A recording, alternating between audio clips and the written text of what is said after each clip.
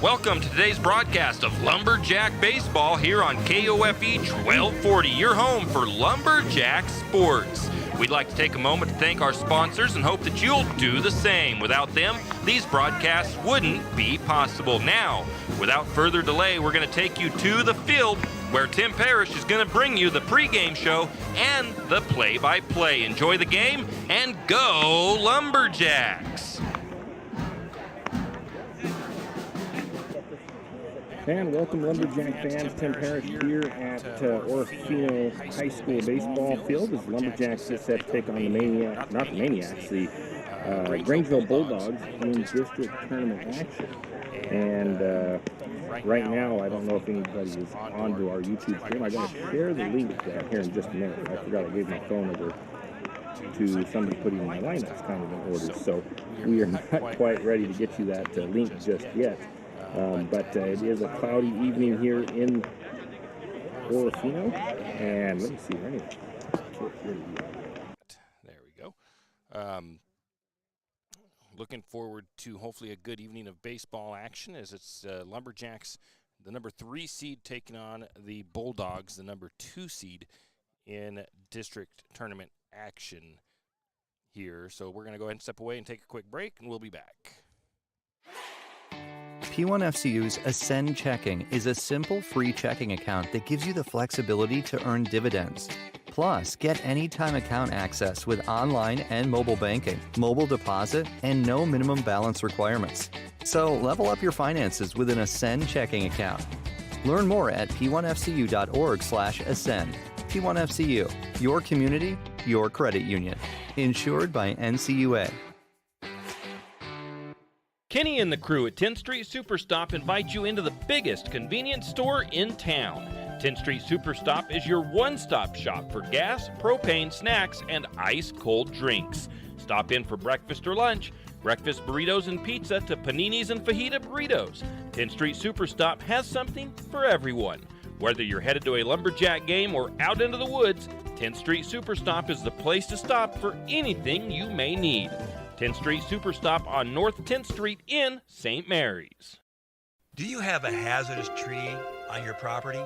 Do you need some trees or brush removed in preparation for a home or shop? You need to call Andy's Arbor and Site Clearing. Andy's Arbor and Site Clearing specializes in the removal of dangerous trees, pruning, thinning, and chipping. Andy's Arbor and Site Clearing also has a bucket truck for those hard-to-reach areas. So if you're in need of some thinning, tree removal, and site preparation, call Andy's Arbor and Site Clearing. That's at 208-582-2134. That's 208-582-2134. Andy's Arbor and Site Clearing. With Stage 1 and 2 of the sports complex nearly complete, the Lumberjack Booster Club thanks Archie's IGA, Shift and Grind, and the St. Mary's community for their fundraising efforts and continued support in making this sports complex come to life. The next stage will be the sprinkler system. The Booster Club is looking for new members. If you have kids in high school or soon entering high school, now is the time to get involved with the Booster Club. For more information on how you can help with the sports complex or questions about becoming a member, contact Donnie Masterson at 208-582-1802 or by email at golumberjacks@gmail.com. And as always, go Lumberjacks! Attention high school sports fans, are you an armchair official? You know, the parent or fan who constantly yells at the referees and loves to let everyone know just how bad you think they are. Well, if you think you could do better, then get in the game and prove it. It's time for you to suit up and make the calls where they actually count. Every sport in Idaho needs more officials. Sign up today at highschoolofficials.com. Now we are back here as we have our YouTube stream on the air for this game, at least for right now, trying to get our transmitter back on for the radio station itself, as we had a power glitch apparently, and trying to get somebody out there to get that turned back on. And we will see, hopefully we can get that done here in a short amount of time. This is the 2A baseball tournament, Orofino High School, And we were originally going to do boys and girls today, but weather kind of changed the timing of the games, and it put the boys and the girls playing both at the same time. So we opted for boys tonight, and we will work on boy or girls, and hopefully maybe boys tomorrow night, depending on the way that the games are being played. Game one today for the boys district tournament was Kellogg taking on Priest River. That game just wrapped up about 20 minutes ago with Kellogg beating Priest River 11-1. That puts Kellogg playing Orofino tomorrow morning at, I believe, 10 a.m. Orofino was originally supposed to play at this time slot against the winner of that first game. And St. Mary's was originally supposed to play at 4:30, but the weather and the field conditions kind of put a dampener on that schedule. Lumberjack girls still playing at the same time tonight. They are scheduled to be playing already, so hopefully we can get some updates on that and let you know all about how they're doing in their game one of district tournament action for softball. So that is a quick look at that. I'm going to take a break while I get some of my lineup squared away. We'll be back. Archie's IGA is not only a proud supporter of Lumberjack sports, but a proud supporter of the St. Mary's community and shopping locally. When you shop local, you help businesses support other local businesses, as well as helping your local businesses to provide jobs. Did you know that local business taxes help maintain communities and counties by fixing roads and maintaining recreational facilities? Local business owners invest in the community and have a vested interest in the future of our community. So won't you help Archie's IGA by supporting your local businesses and shop locally? Oh yeah, and let's not forget those Lumberjacks. Janelle Martin Holmes, your Farm Bureau insurance agent in St. Mary's, is a proud Lumberjack supporter because they're her hometown team. When it comes to insurance, that's also one reason so many people in St. Mary's choose Farm Bureau Insurance. They have a complete line of insurance products including auto, home, commercial, and life, plus they have great customer service and competitive rates. And they're also a local company with local agents right here in St. Mary's. So let's hear it for our hometown teams. Contact Janelle Martin Holmes, your local Farm Bureau insurance agent in St. Mary's at 105 North 8th Street, St. Mary's. Tax time is here again. I know, it's not your favorite. But at H&R Block, tax time is our favorite time of year. It's when our tax pros get to do what they love the most, help people. By getting to know you, they can make sure your return gets done right. It's not just about numbers, boxes, and forms. It's about personal care, so you get every credit and deduction you deserve. And with an average of 10 years experience, our tax pros get your taxes done right. Just one of the many ways Block has your back. Any adventure, any task, any time, there's a Yamaha utility ATV for any ride and any rider. See the full lineup at St. Mary's Son Cycle. Adventure seekers can start with the trail-tested capability and comfort of the Yamaha Grizzly lineup. For the ultimate in mid-size ATV performance, check out the Yamaha Kodiak 450. And for those who mix work and pleasure, the Yamaha Kodiak 700 line devours chores and leaves room for adventure. Find your utility ATV at St. Mary's Son Cycle or YamahaMotorsports.com. You always hear on the radio, cross the bridge to savings. But it's true. St. Mary's Harvest Foods has what you need when you need it. And if you don't see it, then just ask one of the friendly staff and they will gladly help you find what you need. From meat, super fresh produce, and dairy, St. Mary's Harvest Foods will save you big on the things you need the most. No time to cook tonight? Then check out the Hot Deli for something quick for dinner. St. Mary's Harvest Foods, where you truly can cross the bridge to savings. Hughes Ace Hardware wants to invite you to come in and take a look. Hughes isn't just about hardware. Whether you need dish soap and sponges to clean up after your husband's guys' night or storage solutions for your wife's shopping addiction, you can find it at Hughes. Come see the difference. Everything you need, from a blow dryer to replace the one your toddler dropped in the toilet to a bathroom scale to help your hubby stay on his fitness goal. Hughes Ace Hardware is the place to get the products you need and the help you want all the time, every time. Jack Buell Trucking knows that there are few things as important as wise use of our natural resources. And by utilizing the chips in the manufacturing of lumber, that is exactly what is accomplished. If you look beyond the wood chips, you see an entire community of schools, churches, and businesses, and most importantly, people. Jack Bill Trucking believes in responsible harvesting of our natural resources. After all, when you take a close look, those aren't just chips, they're an entire community. Jack Bill Trucking. Do you need help finding that perfect gift? Looking for that personalized touch? Come to Jack's Pharmacy in St. Mary's and let us fill your balloons. Not only does Jack's carry all of your gift and party supplies, but we're here to serve you with all your personal care items. Come in and let our personal care experts help you find just what you need from our wide selection.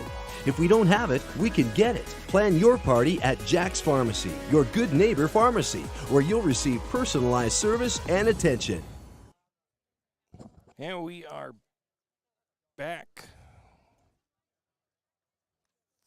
for, oh, that's the wrong thing anyway. Okay, we are back. Got the teams ready to go. Lumberjacks are out, or no, actually Lumberjacks are the visiting team, so they are going to be batting first. Grangeville is out getting their warm-up pitches in. Taking a look at the outfield for Grangeville, David Goakoa will be on the mound pitching. Cody Clement will be behind home plate. Sam Lindsley over at first base. Taven Ebert will be at second. Third base Carter Munch. Shortstop Jack Bransford. In the left field position, Cooper Poxleitner. Ray Holes Jr. at center field. Kason Sickles in right field. For the Lumberjacks, the top three batting order: Trace Wicks, Wyatt Holmes, Brock Anderson. And let's take a look at the pitching by Goakoa on the season from the season stats for the Bulldogs. David Goakoa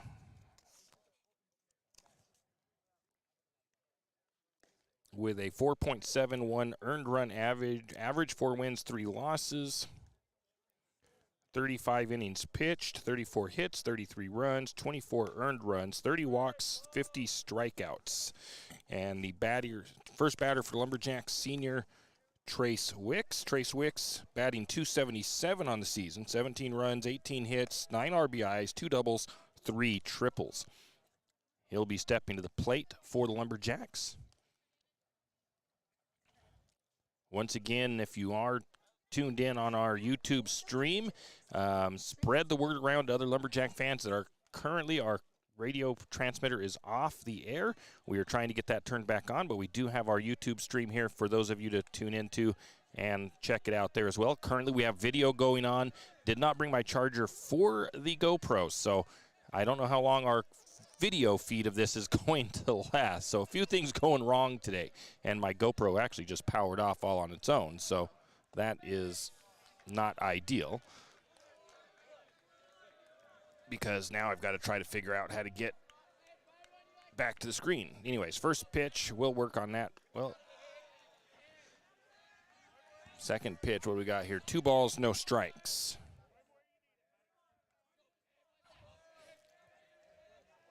Waiting to see what this comes up with on the screen. Yep, gonna have to fix that.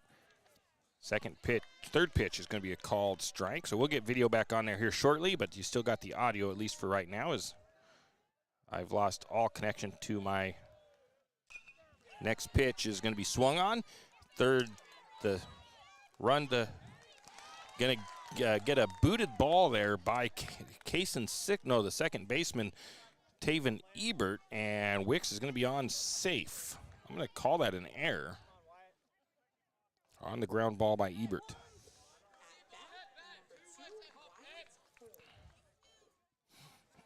So let's see here.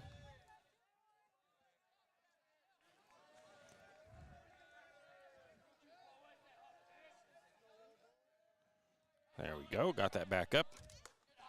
First pitch to Wyatt Holmes up high for ball 1. Wyatt Holmes Jr. batting .254 on the year, 14 runs, 15 hits, 13 RBIs. 1 double for Wyatt. Next pitch up high again, ball 2.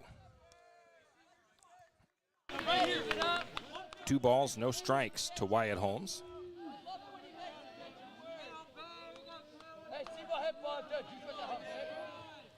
Next pitch going to be a swing and a miss, strike 1. 2-1 count to Holmes. No outs here, top of the first inning. On deck for the Lumberjacks, Brock Anderson. Next pitch on the way. That one misses. Ball 3.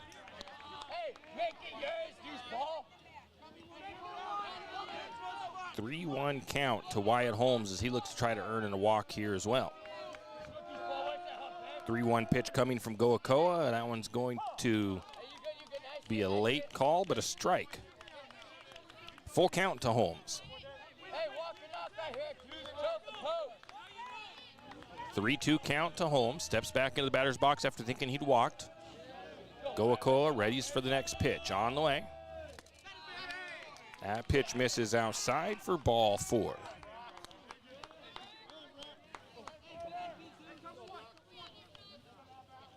Brings up Brock Anderson for the Jacks with 2 runners on, no outs. Brock Anderson, a junior, batting .349 on the season, 13 runs, 22 hits, 4 RBIs, 6 doubles, 1 triple. Runners at first and second. Going to be a nice sharp ground ball up the middle. That could bring a run around already as Wicks rounds third, slides home safe.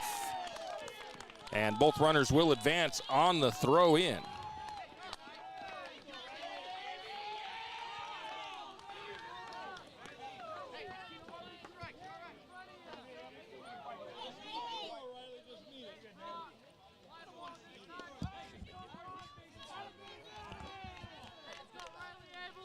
So run across, no outs. Runners at second and third for the Lumberjacks, getting things going here early against the Bulldogs. Brings Riley Abel to the plate for the Jacks. He has a batting average of .327, 8 runs, 18 hits, 10 RBIs, 5 doubles. First pitch called strike 1. Abel, a junior. Once again, we at the moment have video with our YouTube stream. Low and outside, ball 1. Our transmitter back at the studio for the radio station is currently off. We're trying to get somebody out there to turn it back on so we get the game on the air on the radio. That pitch misses low outside. 2 balls, 1 strike count.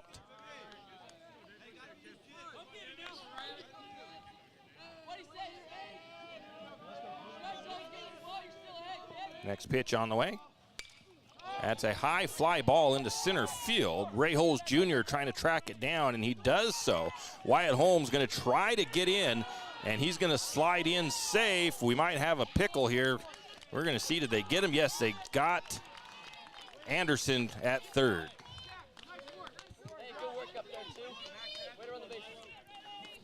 So 2 outs, the fly out for Abel. Call it a sacrifice fly to the center fielder.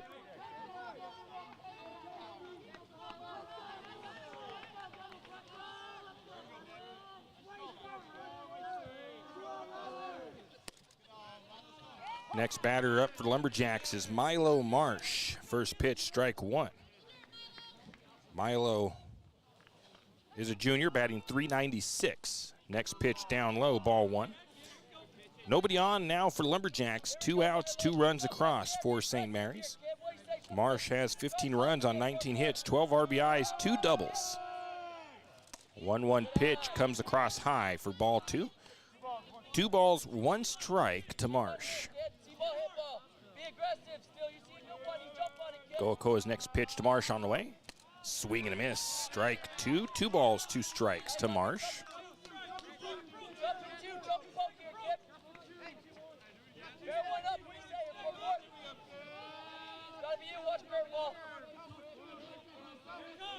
Next pitch on the way. Fouls off.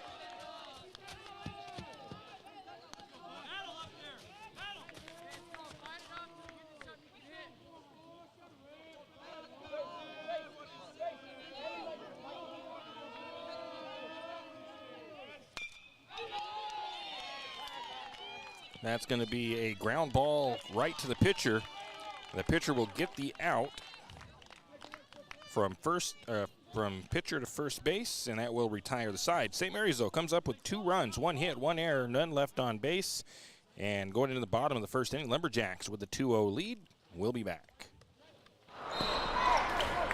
Have you noticed bad behavior has become normalized at interscholastic athletic events? Some fans seem angry. They lack civility toward one another. Some even get aggressive and unruly.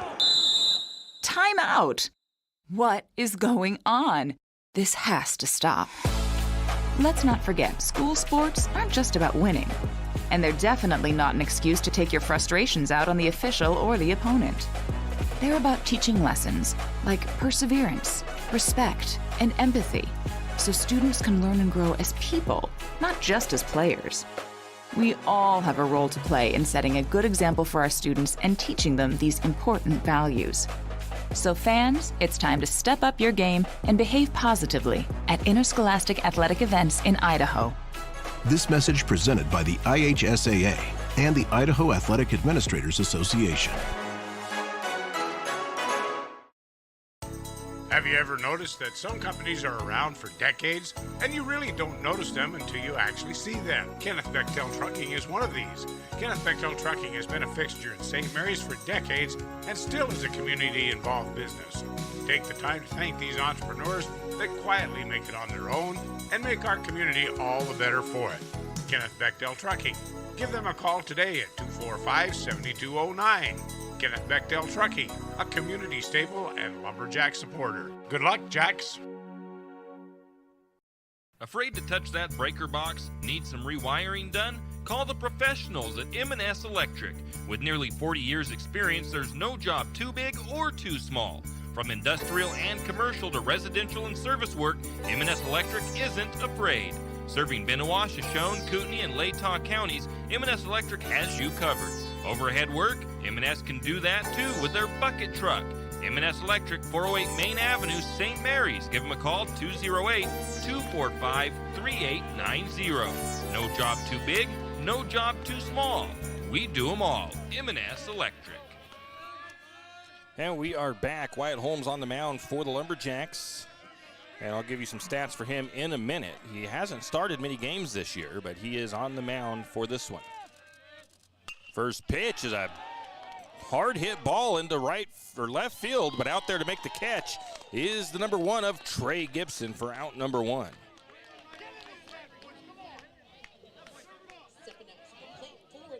That was a hard hit ball by David Goakoa, but it was pretty much directly to Gibson. So pitching earned run average for Wyatt Holmes, 4.57 earned runs. 12 appearances for him. 63 strikeouts, 25 walks, 22 earned runs, 29 innings pitched. Brings up Ray Holes Jr. for the Bulldogs. Give you the Lumberjacks lineup here in just a minute. Ray Holes batting .235 on the year for Grangeville. First pitch fouled off, strike one. So we've got Wyatt Holmes on the mound. Behind home plate, the senior, Dylan Holder. Next pitch down in the dirt. 1 ball, 1 strike. Next in the defensive positions, Riley Abel over at first base. He's a junior. Sophomore Landon Holmes at second base. Junior Brock Anderson at third base. Senior Trace Wicks at shortstop. Junior Trey Gibson in left field. Junior Milo Marsh in center, and sophomore, I believe it is, Cody Teft in right field. Next pitch, outside. 2 balls, 1 strike. We do have somebody headed out to go get our transmitter back on the air. So hopefully we'll have the radio up and running shortly as well. Next pitch on the way. Called strike 2. 2 balls, 2 strikes to Ray Holes Jr. On deck for the Bulldogs, Cody Clement. In the hole, J.T. Jackson. Next pitch on the way. That's swung on. It's going to be popped up.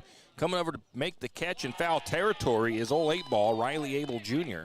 Riley Abel, I don't know where I got junior from. Fly out in foul territory. I don't know why I called him junior. That'll bring up Cody Clement for the Bulldogs. Batting in that number 3 slot, Cody Clement. Cody Clement Jr. batting .222 on the year. He is the catcher for the Bulldogs. Next first pitch is a little pop-up on the infield.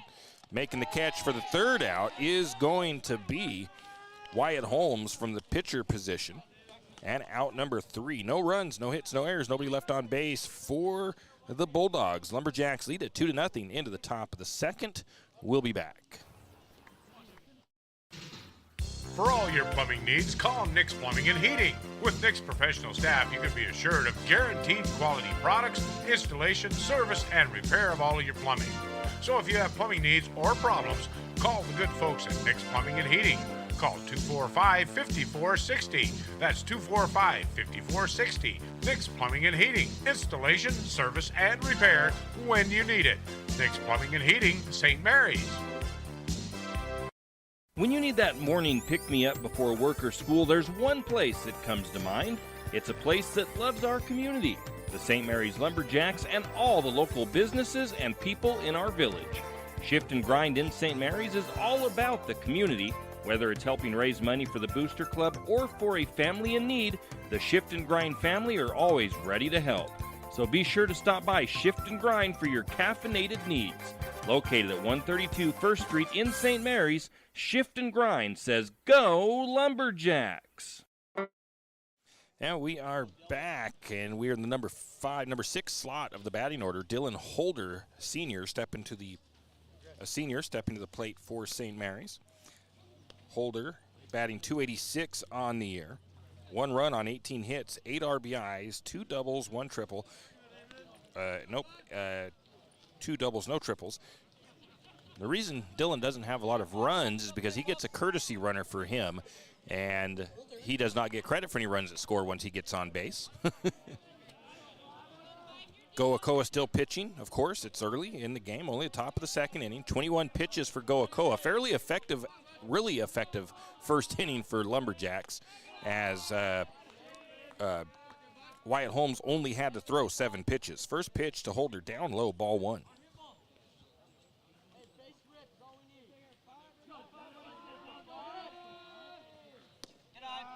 Next one, down low and outside. 2 balls, no strikes now to Holder.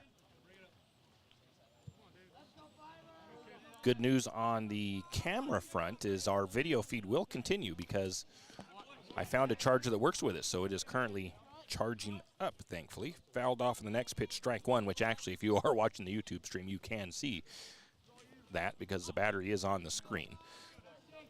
2-1 count to Holder. On deck will be Holmes.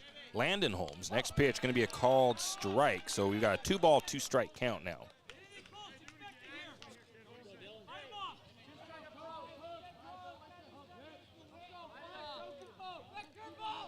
Next pitch to Holder on the way.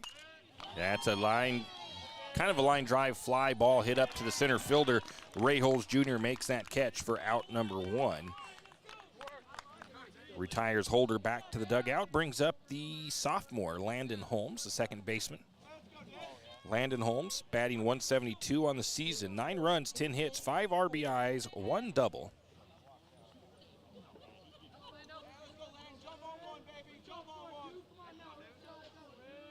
Goakoa getting signals from Clement behind home plate, shakes off the first call, says yes to the next one. First pitch to Holmes on the way.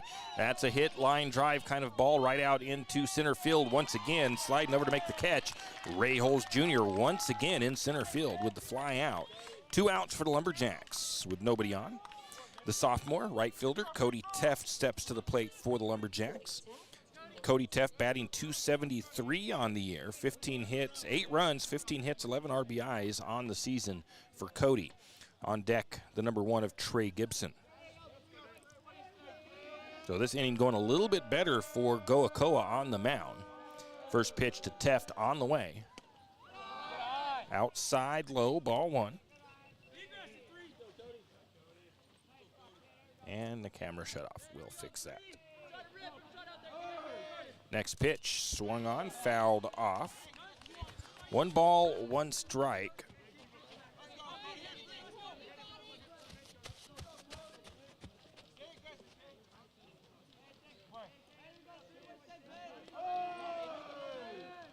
Next pitch, fouled down the third baseline.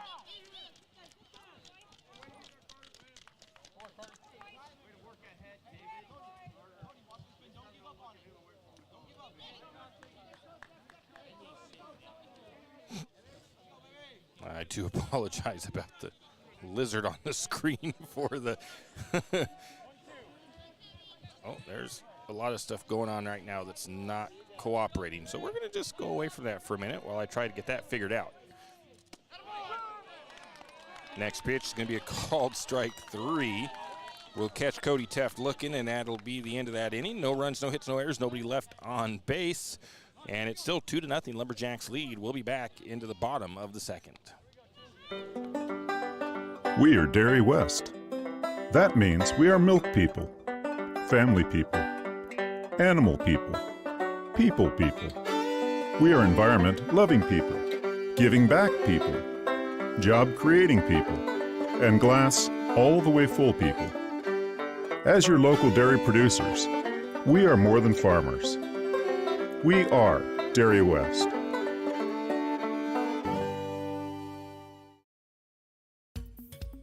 It's time to winterize your home, and there's no better place to start than at everyone's hardware and lumber store, 10th Street Lumber. They have insulation, house wraps, stoves, and heaters. See their huge selection of power tools, paints, and painting supplies. And, of course, they have a full line of lumber supplies. Stop by 10th Street Lumber and see what they can do for you. And remember, 10th Street Lumber will deliver anywhere on 10th Street and Railroad Avenue, 10th Street Lumber.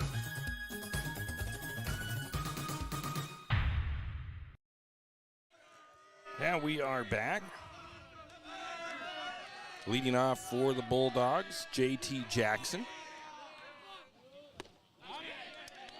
Swings at the first pitch for strike 1.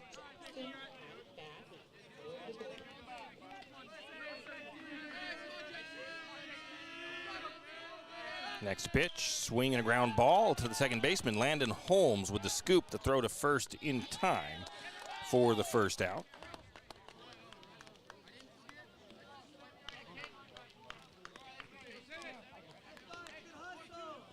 So that's going to be something I have to look up in between today and tomorrow, is how to get the camera to not shut off when I'm on this mode. Waiting to see if they've got that transmitter back on. Sam Lindsley steps to the plate for the Lumberjacks. Or for the Bulldogs, my apologies. Swing and a miss at the first pitch, strike 1.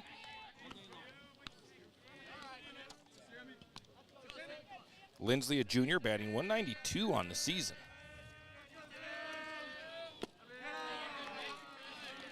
Next pitch, ball 1. 1 ball, 1 strike.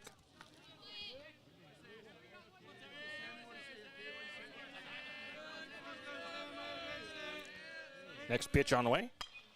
Little blooper going to be hit just into play, just over the head of the third baseman. That's Brock Anderson. And it was just a little blooper right over the top. Couldn't quite get anybody to get to that one. And it'll be the first hit of the game for the Bulldogs.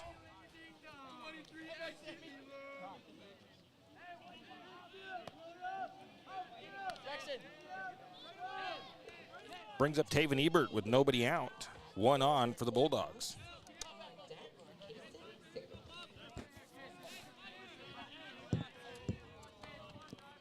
Ebert batting .239 on the season. Waiting for his first pitch from Holmes.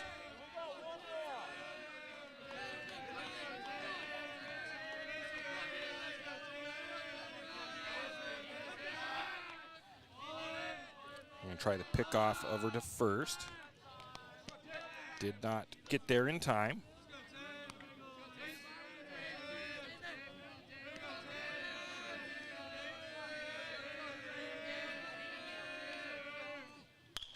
Line drive, shot on the next one, just into the gap by Ebert. The diving attempt by Landon Holmes to try to get to that, couldn't get there. Nice, sharp hit by Ebert, puts runners on first and second.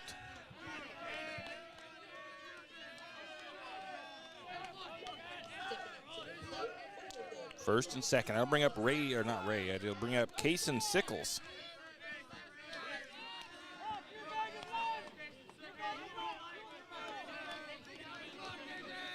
Sickles batting .229 on the season.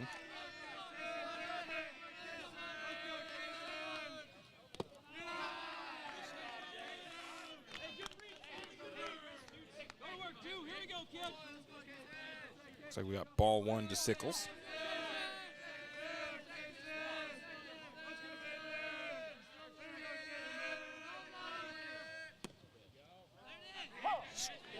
Strike one, 1 ball, 1 strike.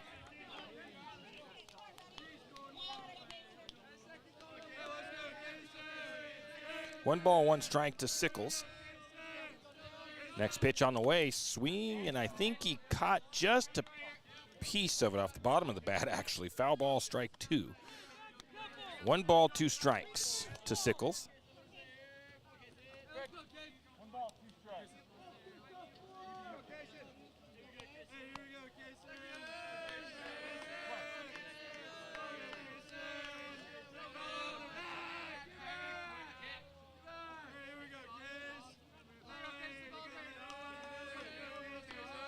Holmes takes second base.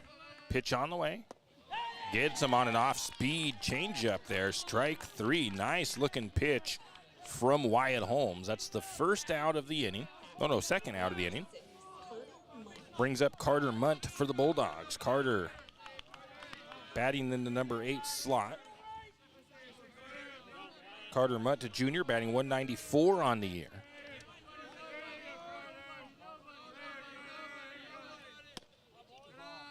Next pitch misses inside, ball 1. I'm waiting to see. I think, if I'm understanding correctly, they may have gotten our transmitter back on, so we're just a few minutes, hopefully, away from getting it on the radio as well. Next pitch on the way. Just inside, ball 2.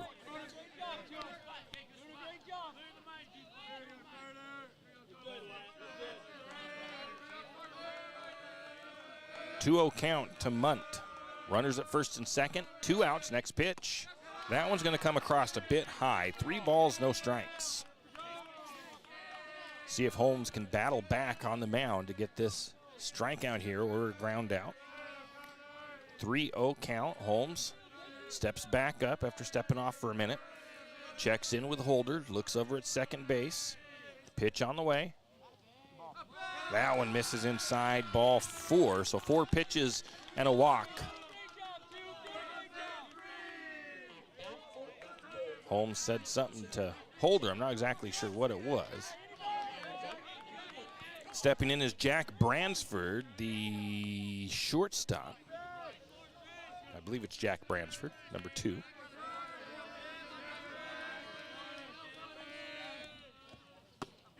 First pitch. I think they say a little bit high on that one. He's batting .216 on the season is Bransford. 1 ball, no strikes to Bransford. Holmes looks in, gets his signals. The pitch on the way.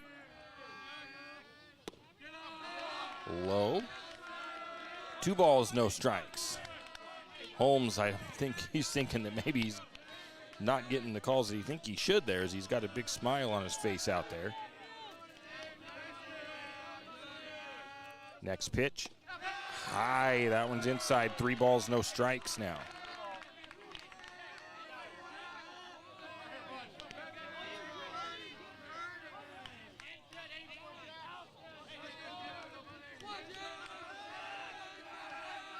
Next pitch on the way. That one catches the corner on the changeup for strike 1. 3-1 count to Bransford. Next pitch on the way. 3-1. High and inside. That's going to walk a run across for the Bulldogs. Holmes looked good in that first inning, struggling a little bit. He's got a smile on his face with his teammates, though. He's trying to figure out what's going on. His brother's going to come over and talk to him for a moment.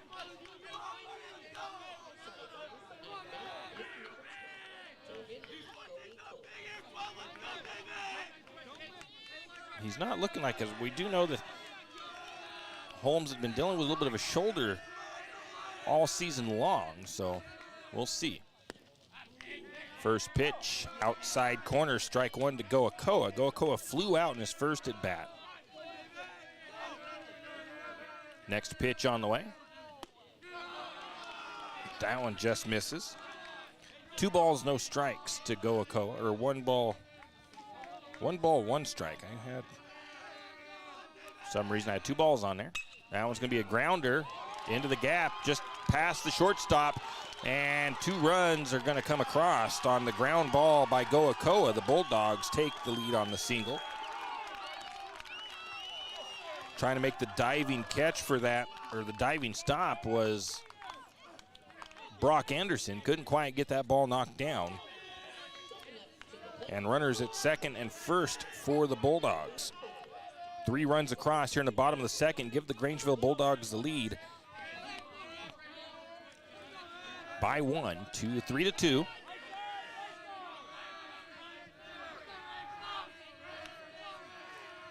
Pitch on the way. Ground ball over to the first baseman. He's going to get the flip over to Holmes, but he's not going to get that throw there in time. Can they get the out over here? Yes, they do. So they get the hit single. We're going to call that on the dribbling ground ball to the first baseman. The first baseman comes out. He's going to be out at home.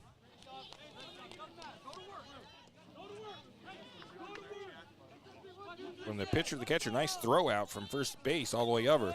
So that'll be the end of the inning for the Bulldogs. They do plate 3 runs on 4 hits, no errors, and 2 left on base.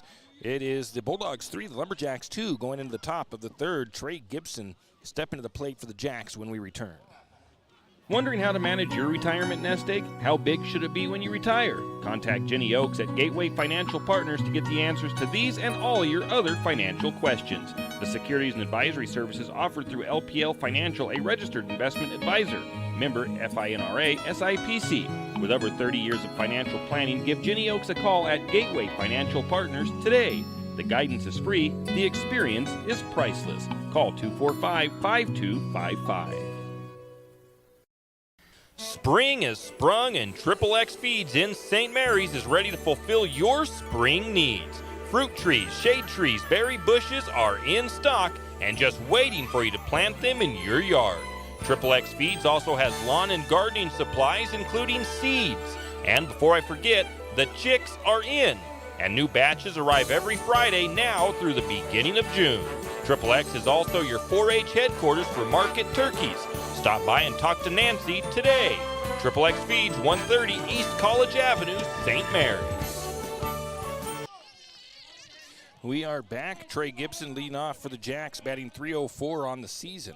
6 runs, 7 hits, 7 RBIs, 2 doubles. St. Mary's trails 3-2 after a 3-run inning. Bottom of the second for the Bulldogs. First pitch is outside and low, ball 1 from Goakoa. Once again, waiting for an update here out of our transmitter site. That's going to be a ground ball to the third baseman. He bobbles it, but he's able to get the throw to first in time for the ground out. Nice job by the third baseman, Carter Munt, getting that throw to Sam Lindsley in time.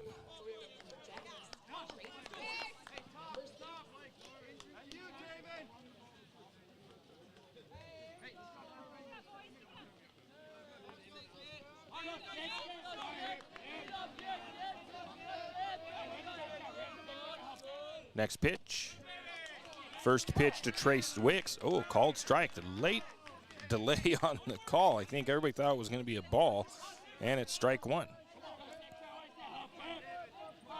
Trace Wicks reached on an error in his first at bat. That one misses outside for ball 1. 1 ball, 1 strike.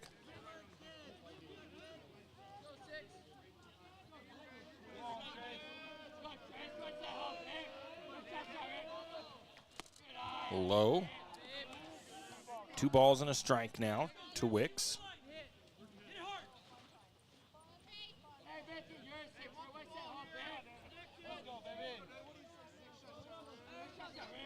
Next pitch. Outside. 3-1 count to Wicks.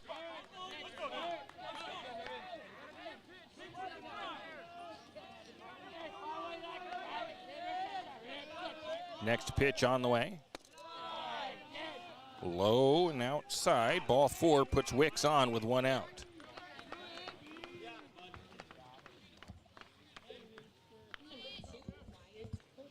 Bring up Wyatt Holmes. He walked his first at bat. On deck, Brock Anderson.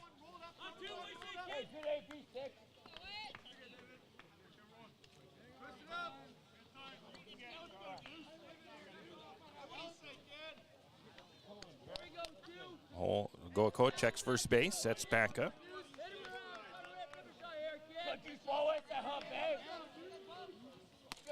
High on that first pitch, ball 1.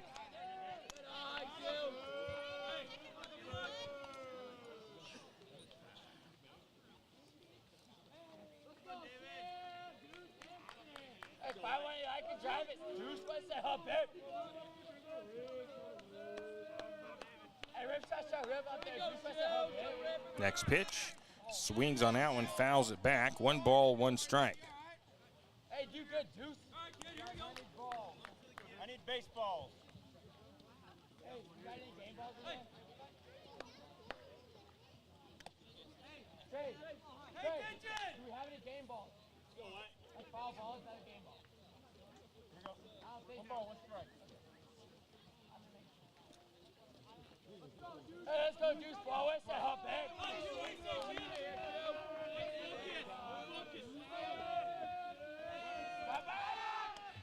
Pickoff attempt over to first base, not in time.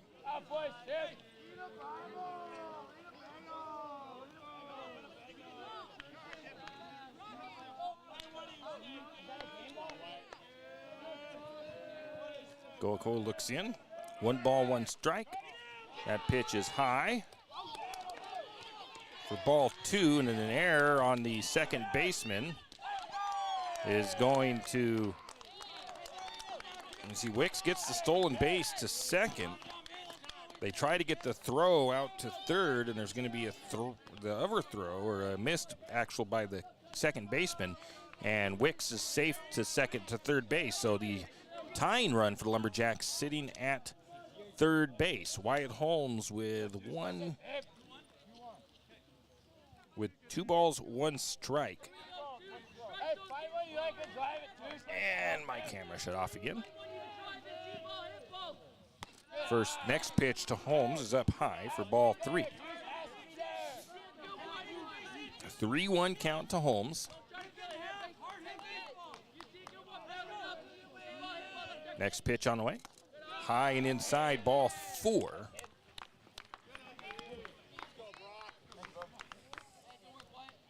Getting to figure it out how to put that together when I turn it back on for the video. Now we get a quick little timeout here with the umpires, I think. Oh, it's Holmes is going to be taken off with a courtesy runner. Julian Grimaldo will courtesy run for Holmes.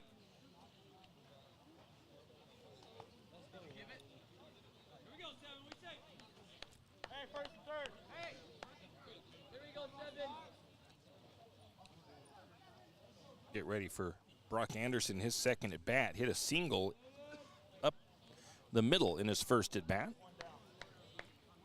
1 out, runners at the corners for the Lumberjacks. Tying run sitting at third base. Pitch on the way. Up high, ball 1. 1 ball, no strikes to Anderson.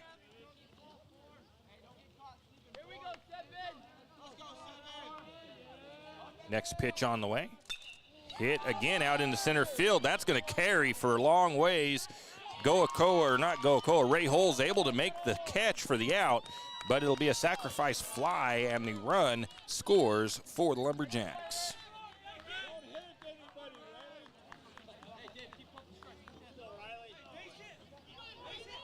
Grimaldo held up at first base.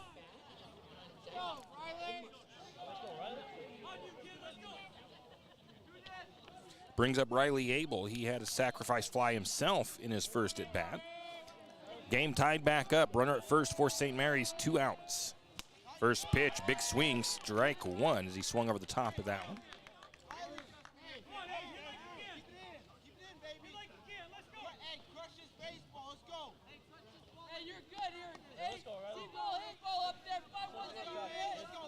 Oh, 1 count to Abel. Outside on that next pitch. 1 ball, 1 strike. On deck is Milo Marsh for the Jacks.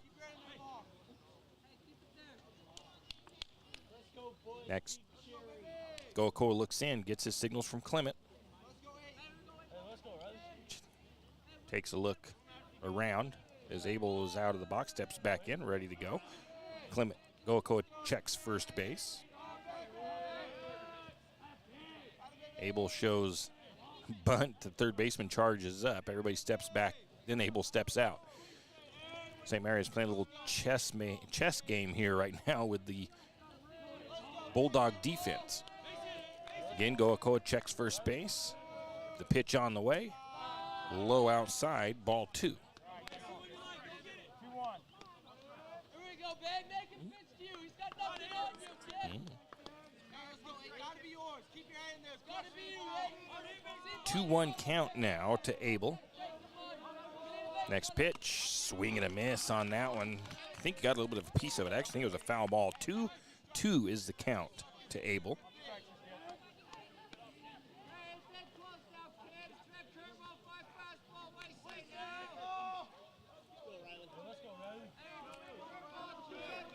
Next pitch on the way. Ground ball up the middle. The shortstop gets there.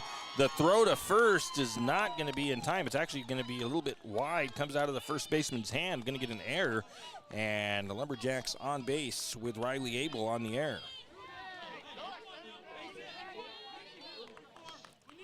I'm going to give the error to the first baseman. Might have actually been the shortstop with the error, but I'm not sure exactly. Milo Marsh steps to the plate. Runners at first and second. Milo grounded out in his first at bat. Here we go. We got 2 nets. Squeeze it. Hard hit baseball. Let's go, kid. 2 outs. 2 outs. That one is going to be fouled back up into the concession stand area. Strike 1. Level that thing now. Cut that ball in half here, Milo. Hit it hard somewhere. Make it work out there, kid. Next pitch, low and outside on that one. 1 ball, 1 strike to Marsh. We've got a 52 pitch count right now to Goakoa. Goakoa takes a little break out there, takes his hat off, checks the bags, looks back into Clement. Clement gives him his signals. Pitch on the way. Low on that one. 2 balls and a strike now.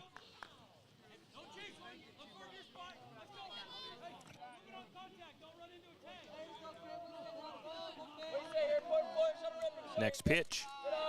That one is up high. 3-1 count to Milo Marsh. On deck for the Lumberjacks is the catcher, Dylan Holder. Gotta be you, 4-4. Make him pitch to you. Your strike zone's small. Here we go. Next pitch on the way. Outside once again. Milo takes a look at the umpire, makes sure it's ball 4, and it is. That'll load the bases with 2 outs. It'll bring up Dylan Holder. Holder with an opportunity here to bring the Lumberjacks back into the lead. St. Mary's, though, does have 2 down. Holder flew out in his first at bat.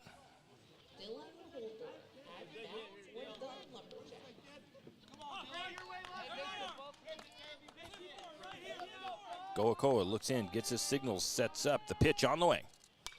And it's a fly ball. Should be routine. We'll see what happens. And it will be caught by the first baseman as he comes over, Sam Lindsley, to make the out. So the Lumberjacks load the bases. Can't quite do anything with it, though. They do retie the game. It is 1 run, no hits, 2 errors on the Bulldogs, 3 left on base. We're tied up 3 apiece going into the bottom of the 3rd. It'll be the catcher, Cody Clement, leading off when we return. St. Mary's Realty is a St. Mary's icon. Why? Because they are a team. They work for you. And they've been a team for many years. Whether you are buying your first home, looking for a recreational cabin, or selling your current home, St. Mary's Realty puts their team on it for you. So stop in or give them a call today at 245-4502 and let their team be your team. That's St. Mary's Realty at 726 Main Avenue, St. Mary's. Financial investments are very important, but so are the investments of time, patience, and encouragement our young athletes receive from their coaches, teachers, and mentors. Heidi Kruger, your St. Mary's Edward Jones financial advisor, understands this. That's why Heidi Kruger is a proud sponsor of the Lumberjacks on KOFE. For all your investment needs, call 208-755-5294 or visit edwardjones.com. Edward Jones, member SIPC. And we are back, and I do believe we might actually have our radio feed back on as well. So let's make sure that we do.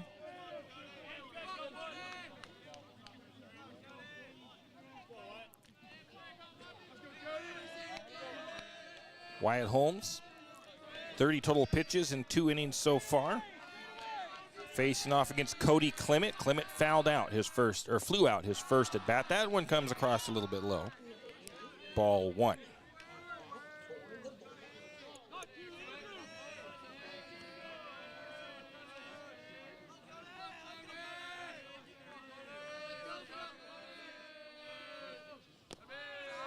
Again, low, ball 2. Come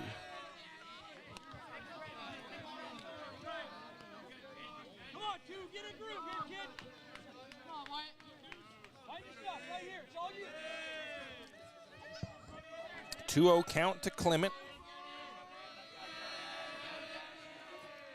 Next pitch on the way. That one's inside. Ball 3.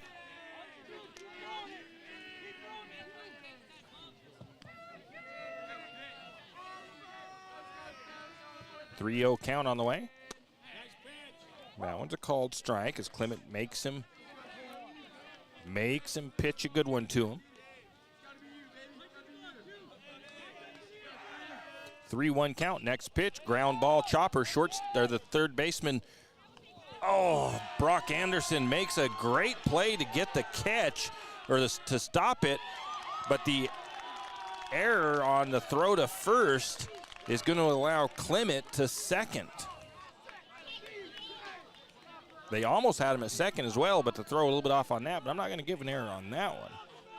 It was a nice chopping ground ball hit down the third base line.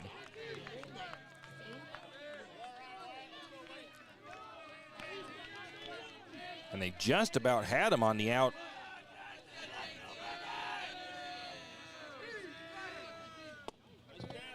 First pitch to JT Jackson, a strike called.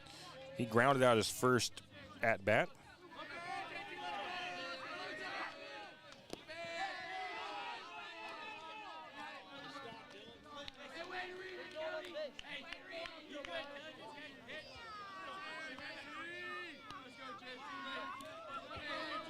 Got a 1-ball, 1-strike count to Jackson. No outs, runner on second.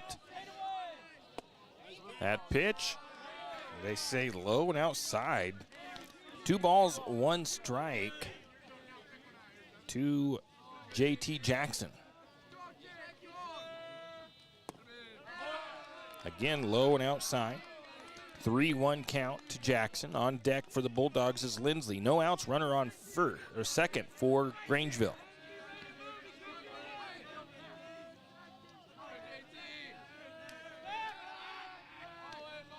Try a little pickoff attempt back to second base. Not in time. Chases Cody Clement back to the bag.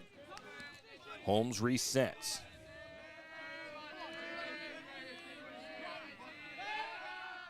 Again, going to try that little pickoff attempt. Kind of just a lazy one. Not really trying to get that. I don't think they're just trying to keep Cody Clement close to the bag. Next pitch. That's going to be a foul ball as it came off of him. Runs the count full, 3 balls, 2 strikes.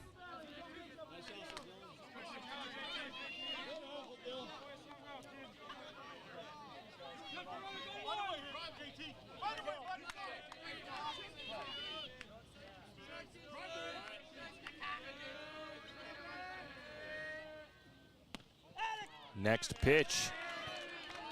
Coach Wicks thought that was a strike, and he's looking beside himself over here as it's called the ball, and it puts JT Jackson on with a walk. Coach Wicks is not pleased with that call on that pitch.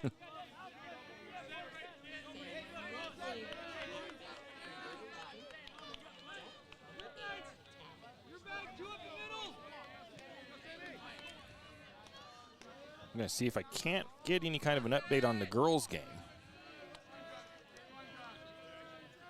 Once again, that's going to be hit into left field, and it will drop as it was just hit where Gibson could not get to it. Runners coming around, and that ball was thrown to where nobody could get to it.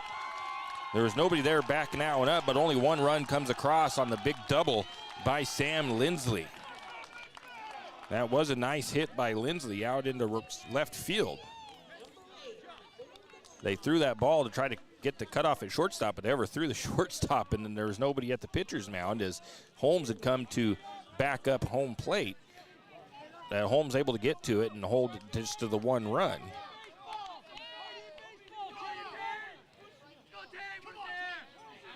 JT Jackson at third, Sam Lindsay at second. No outs for the Bulldogs. Up to the plate, Taven Ebert singled to right field in his first at bat. That pitch going to be popped up. No, it's not foul. It is in play. Just a interesting fly ball there that just stayed into play. On a fly ball into right field. I thought it was going to go out foul. That puts runners at the corners for the Bulldogs. 2 runs across. They reclaim the lead 5-3. Going to have a little meeting at the mound for the Lumberjacks.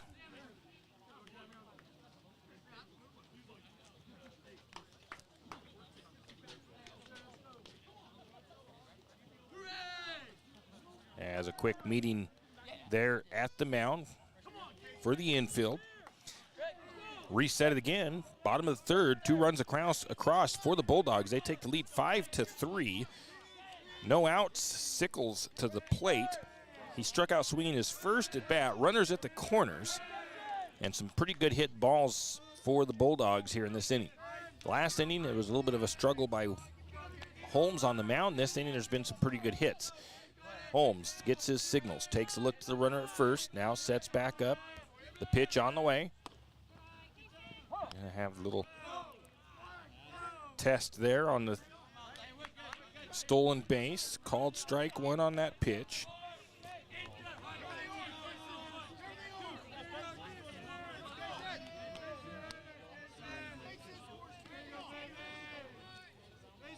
Oh, 1 count. Next pitch on the way. Fouled off, strike 2. 0-2 count to Sickles. No outs, runners at the corners for the Bulldogs. They have 3 runs across here in the bottom of the third. They have the lead 5-3. Next pitch from Holmes on the way. Tries to throw that changeup. It stays a little bit high. 1 ball, 2 strikes.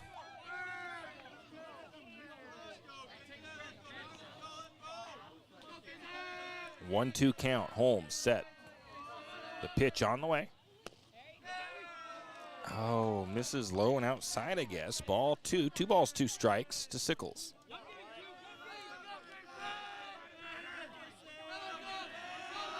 Next pitch on the way. Ground ball. Shortstop Wicks. The throw to first. It's going to take a skip, and it's going to be an error. Going to short hop that one, and everybody's going to be safe. Run comes across for the Bulldogs.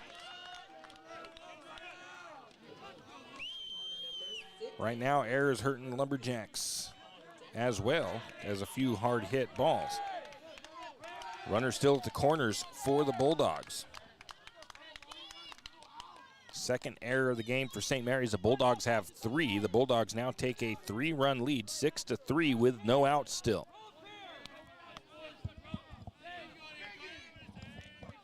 Carter Munt to the plate, walked his first at bat. He's batting in that number 6 slot.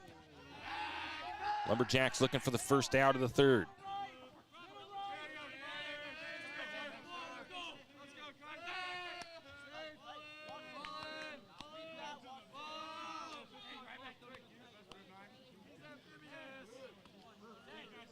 I think I've got an update on the girls. It's the bottom of the 4th. Lumberjack girls lead at 2-1. That pitch is going to be a strike. St. Mary's tries to get the pick off it. Oh, they're calling the runner out at second.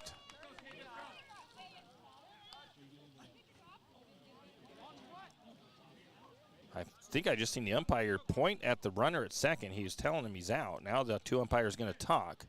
Now they say safe.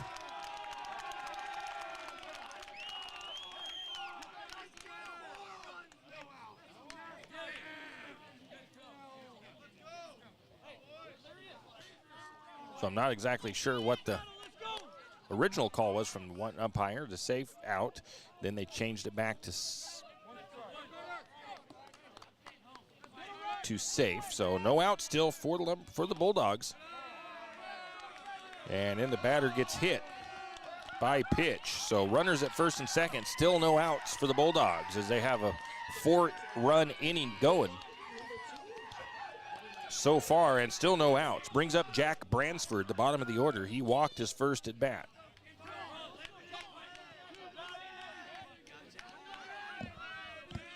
Bulldogs having a good bottom of the third. Holmes checks the bags, fakes the pitch, going to throw it over to second. Almost got him, but it was Case and Sickles just getting back to the bag in time.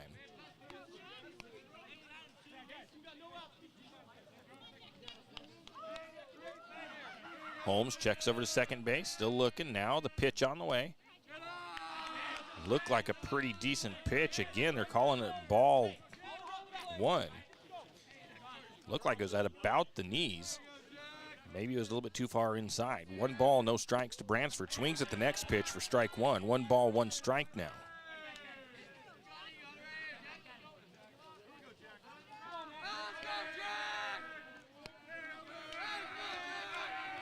So we got some updates coming from the girls' game. Got everything figured out. The transmitter back on, so we're on the radio and on YouTube. Outside corner on that pitch, strike 2. 1 ball, 2 strikes to Bransford. 1-2 count. Holmes checks the bags, looks over to second. The pitch on the way, swing and a foul ball.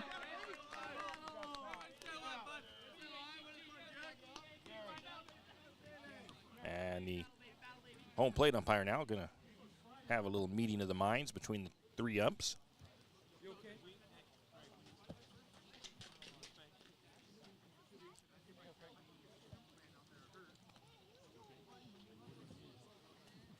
Coach Wick's going to come over and talk to Holder real quick, give him a couple of foul balls.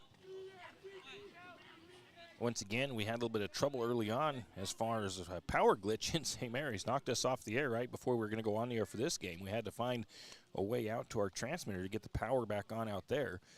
Finally did so. So we are not only on our YouTube stream with video, we've also got that going on. I've got the camera issue fixed as far as the glitchiness, it appears, but the only thing I've got to figure out now is every about 15 minutes or so, maybe a little bit less, the GoPro decides to automatically shut off. So I've got to figure out why it's doing that. I think there's probably a setting. It probably doesn't realize it's being used as a live camera, so there's probably a setting in there to not shut the camera off after so many minutes of inactivity, so I need to fix that. Everybody ready to go again. Bransford, 2 balls, 2 strikes. They're going to almost get they got him at first on the pickoff. I almost thought he had gotten back to the bag in time, but Riley able to put the tag on Carter Munt, and he is tagged out at first on the throw from Holder behind home plate over to the first baseman, Riley Abel. On that play, Kaysen Sickles will head over to third. I'm not going to give it as a stolen base. I'm calling it on the throw because there wasn't really any chance for him to get out necessarily. So 2-1 out for the Bulldogs. Swing and a miss. Drop third. Can they get the throw?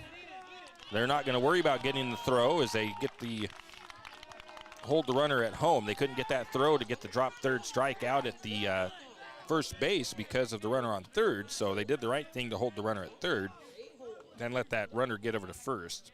Not ideal, but the best option of the 2. And another timeout taken from Holder as he heads out to the mound. Again, brings in the infield. 1 out for the Bulldogs. Brings up David Goakoa. The Bulldogs lead the game 7-3 now. They've plated 4 runs in the bottom of the 3rd inning. Top of the order for the Bulldogs. Goakoa in his last at bat hit a single over into right field. So it's been a rough inning for the Lumberjacks here in the bottom of the 3rd. Good inning if you're the Bulldogs. Pitch on the way, swing and a miss, strike 1.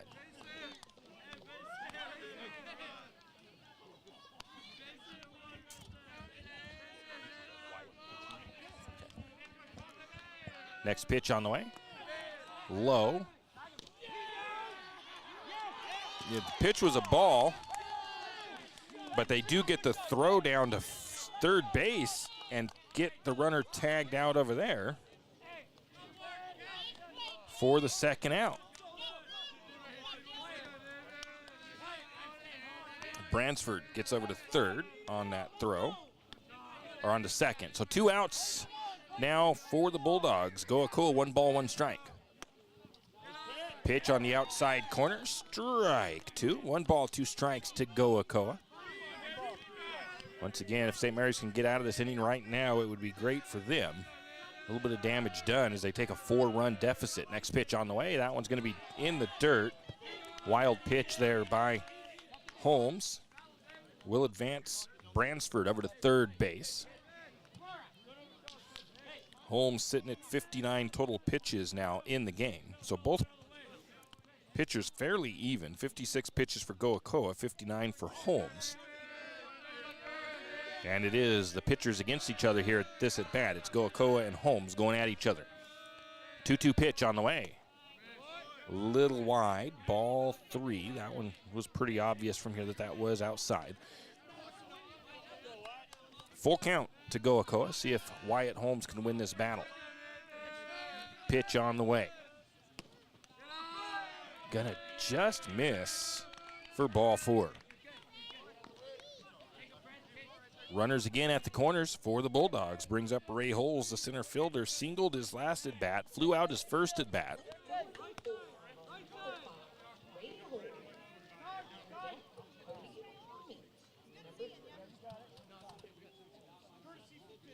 Going to get a courtesy runner for the pitcher for the Bulldogs.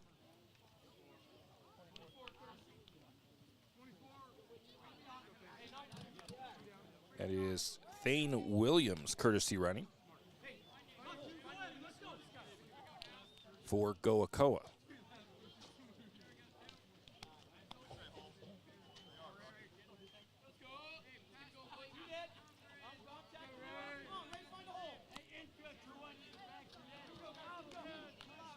Everybody resumes after the courtesy runner gets in. Ray Holes steps to the plate. Holmes checks the bags, looks in, gets his signals, the pitch on the way. And he's going to hit him with that one. Loads up the bases with 2 outs, brings up Cody Clement. He flew out in his first at bat, reached on an error in the second.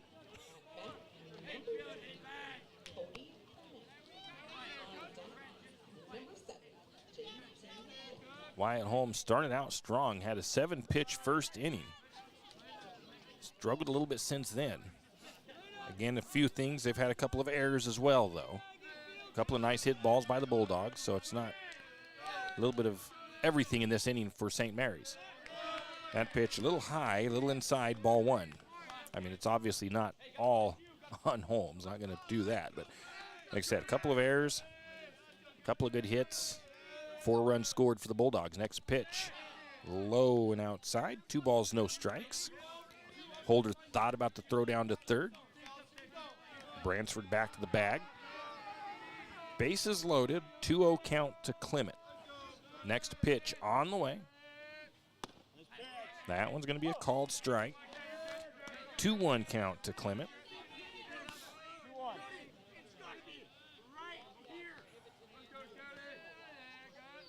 Next pitch on the way. That one's going to be down low. 3-1 count to Cody Clement. As I said, there's been a little bit of everything in this inning. There's even been some good defensive plays by St. Mary's, a couple of pickoff attempts they've gotten. 3-1 count. Pitch on the way. High and inside, ball 4 brings another run across for the Bulldogs. Coach Wick's going to go out to the mound.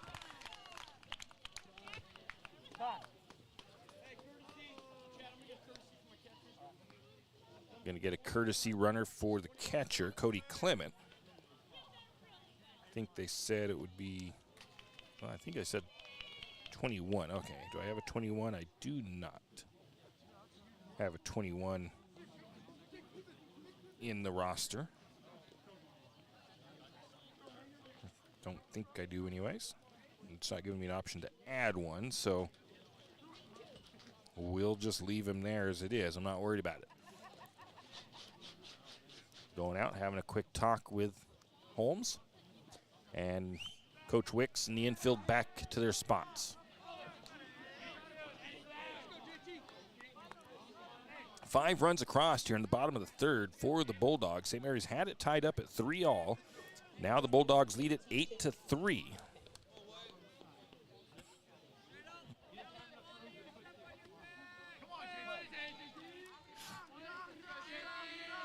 Pitch on the way. That's a little blooper off the bat. Nobody's going to be able to get it. They're not going to get it in time, and a run will score.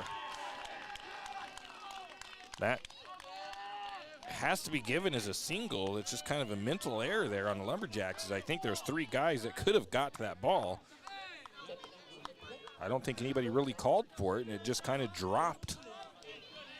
Leaves the bases loaded. Another run comes across on a little mental error there by the Lumberjack defensively. Sam Lindsley doubled his last at bat. He's 2 for 2. Don't want him to put it in play on this one. Up high, ball 1. You definitely don't want to walk him either, though, obviously. Hopefully get something for an easy out. 6 runs across for Grangeville in the bottom of the third. Next pitch on the way.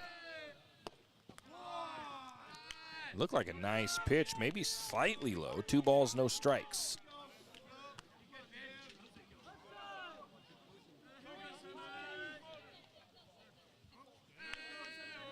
Next pitch on the way. Outside corner, called strike 1.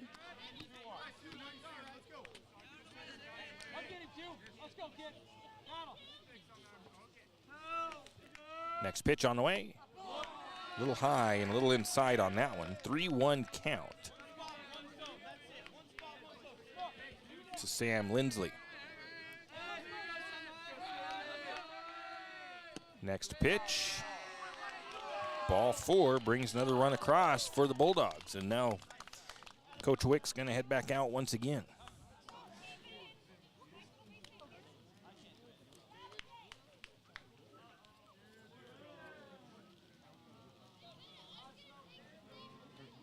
See if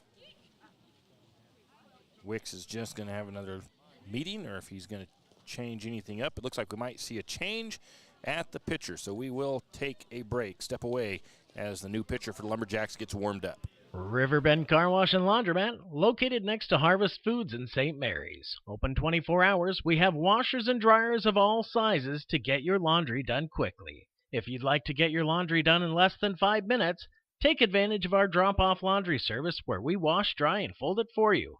While you do your laundry, be sure to take advantage of our touchless automatic car wash, which has that great undercarriage spray to get the grime off. Riverbend Car Wash and Laundromat can be found at riverbendbubbles.com or call 208-582-4844. When your car's not running right, you want an honest mechanic that provides quality work at an affordable price. That can be tough, unless your dad owns a repair shop. But in St. Mary's, times have changed. You have Jim's Auto, and they treat every customer like family. Get everything from regular maintenance to major repairs done at Jim's Auto and Tire Pros. Jim's Auto doesn't just offer oil changes. They're a full-service shop. Jim's Auto can diagnose that check engine light, change your brakes, and fix your alignment. Ask about Jim's Auto's new Express Lane with same-day or next-day oil and tire services. And don't forget, Jim's Auto is an authorized Tire Pros dealer with nationwide warranty, service protection plan, and free roadside assistance. Jim's Auto and Tire Pros located at 69 Milwaukee Road, St. Mary's. Winter is in full force, and Timber Country and the Country Fair invite you in out of the cold to check out their winter sale deals. Need some new winter boots or gloves? How does 20% off sound? Maybe a new jacket. 40 or 50% off sounds great. Those deals and more at Timber Country and Country Fair on Main Street in St. Mary's. There's more than clothes as well. Sports apparel, hunting gear, toys, sleds, and more at Timber Country and the Country Fair in St. Mary's. Stop by today. And we are back, and well, I didn't check that out close enough when I was changing up our commercial list, and well, we don't need a Timber Country Christmas or wintertime commercial in there, but we have one, so a little free plug, even though it's outdated, to the Timber Country. Tavin Ebert swings at the first pitch for strike 1. It is Brock Anderson going to first base, or going to pitch. And it'll be Wyatt Holmes taking his spot at third. First pitch is going to be a swing and a miss for strike one. Next pitch is ball one. 1 ball, 1 strike, bases loaded for the Bulldogs. 2 outs. 7 runs across for Grangeville. A reaching swing at that one. Strike 2. 1 ball, 2 strikes.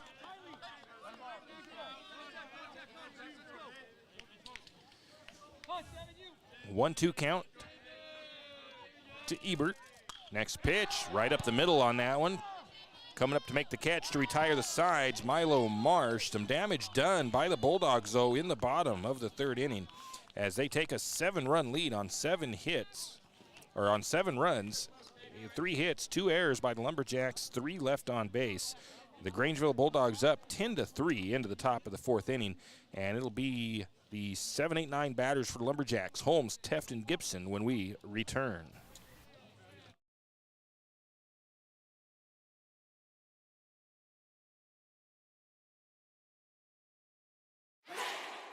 P1FCU's Ascend Checking is a simple free checking account that gives you the flexibility to earn dividends.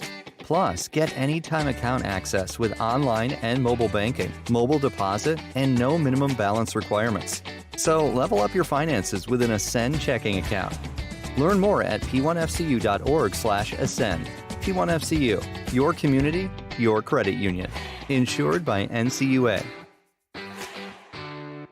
Kenny and the crew at 10th Street Superstop invite you into the biggest convenience store in town. 10th Street Superstop is your one-stop shop for gas, propane, snacks, and ice-cold drinks. Stop in for breakfast or lunch, breakfast burritos and pizza to paninis and fajita burritos. 10th Street Superstop has something for everyone. Whether you're headed to a Lumberjack game or out into the woods, 10th Street Superstop is the place to stop for anything you may need.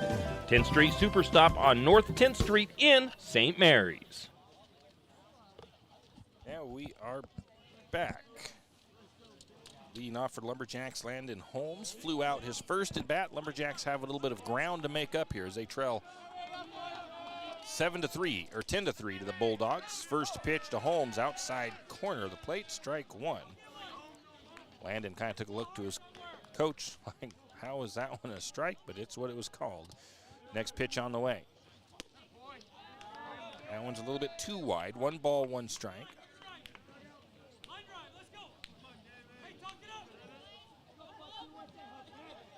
One ball, 1 strike to Holmes. Next pitch on the way. Swing, ground ball up the middle. That should be trouble, and it is.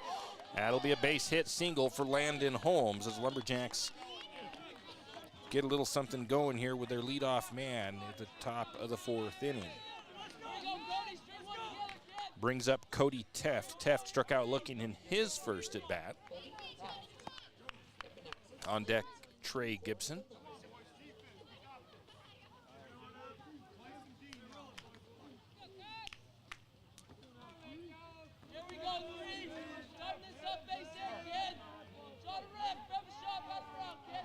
Cody struck out his first at bat. They're going to try the pickoff attempt over to first. Not in time as Landon Holmes dives back to the bag.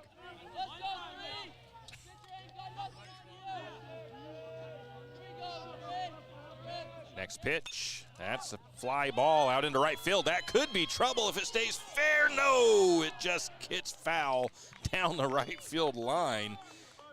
And that ball was carrying away from the left fielder, and it just carried a little too much away. It almost looked like it might be trouble and land just in play, but it was about a foot outside on foul territory.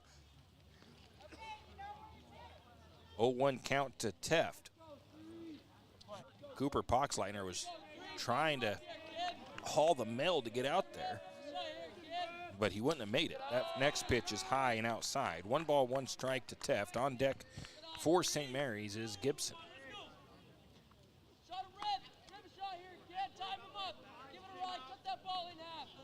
Next pitch on the way. Down low in the dirt. Nice stop by Cody Clement, keeping that ball in front of him. 2-1 count to Teft. No outs. We've got a runner on first for the Jacks. St. Mary's needs 7 runs to tie things up here we are in the top of the 4th. Fouling that one off. 2 balls, 2 strikes now to Teft as he battles with Goakoa. Goakoa up to 63 pitches.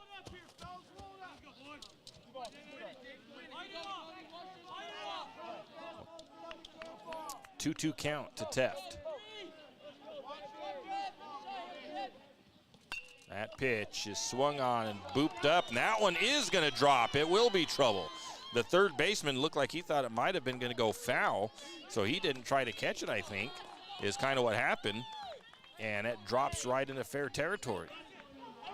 Base hit for Cody Teft on the little fly ball down the third base line. Runners now at first and second, no outs. Brings up Trey Gibson. Gibson grounded out his first at bat.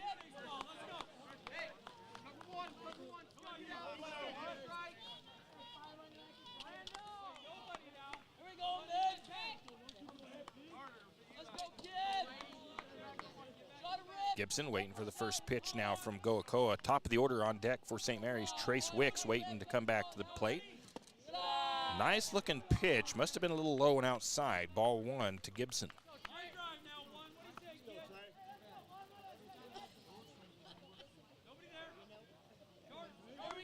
One 0 pitch. Swing and a miss on that one. Strike 1. 1 ball, 1 strike. That ball actually, not sure if that came up short or not, but that was a swing and a miss. Strike 1. 1 ball, 1 strike to Gibson. Next pitch on the way. Low, maybe a little outside. 2-1 count now to Gibson. I need that ball off the ground,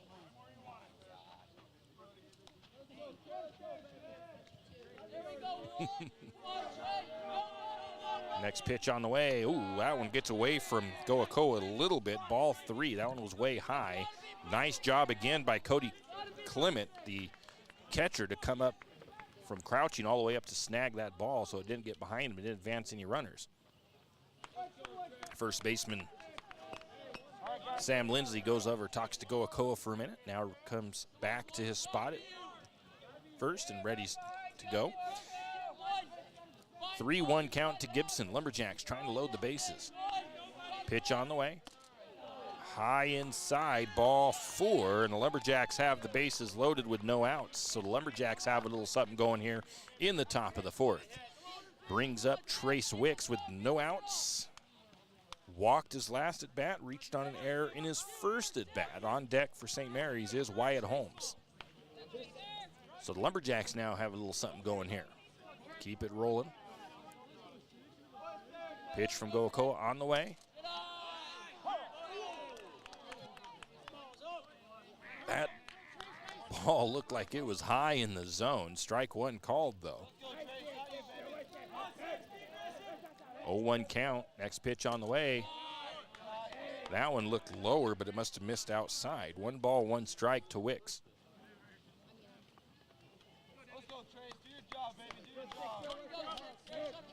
Next pitch on the way. That one was way outside in the dirt. 2-1 count now to Wicks. Lumberjacks will take them any way they can get them. If they walk or run across, it's just as good as a hit. 2-1 count. Pitch on the way. Line drive, little blooper, out to the left field or the right fielder. 1 run will come across for the Lumberjacks, and Cody Teft gets over to third. Held up at first is Gibson. They'll call a sacrifice fly to right field.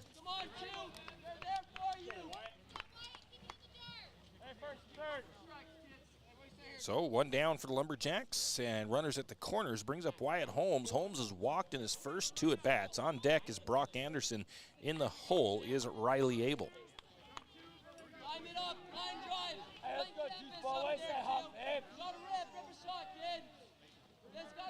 First pitch fouled off by Wyatt Holmes. Strike 1. Hey, way to be aggressive, dude.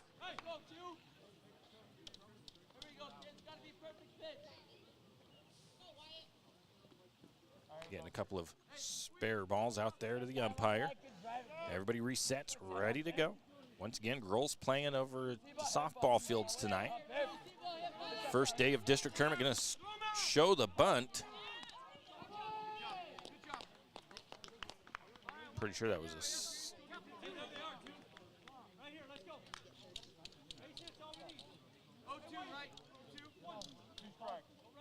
that pitch was a strike. Wyatt offered up the bunt for that one to get the runner advanced. 0-2 count to Holmes, 1 out. Runners at second and third. Next pitch on the way. Ooh, that looked like a decent pitch, but it misses outside. 1 ball, 2 strikes. I was waiting to see what that one was going to be called because I'm just off to the side of home plate, so I don't get a clear view. Next pitch. Ooh, gonna call him out on a 3rd strike. It was a drop 3rd strike. They do get the throw to first in time. So 2 down brings up Brock Anderson. Anderson. A single and a sacrifice fly for Brock Anderson, both of them into center field. Runners at second and third for St. Mary's. First pitch misses, ball 1. St. Mary's does have 1 run across here in the top of the 4th, but they still trail 10-4. Still need 6 runs to tie things up. Next pitch on the way. Foul ball down the 3rd baseline. 1 ball, 1 strike.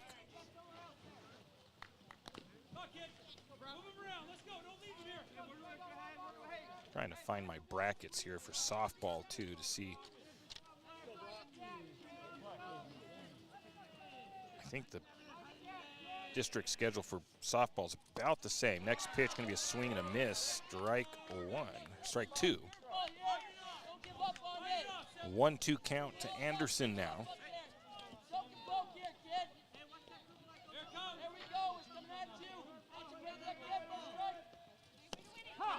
That pitch going to be a called strike 3, drop 3rd strike again.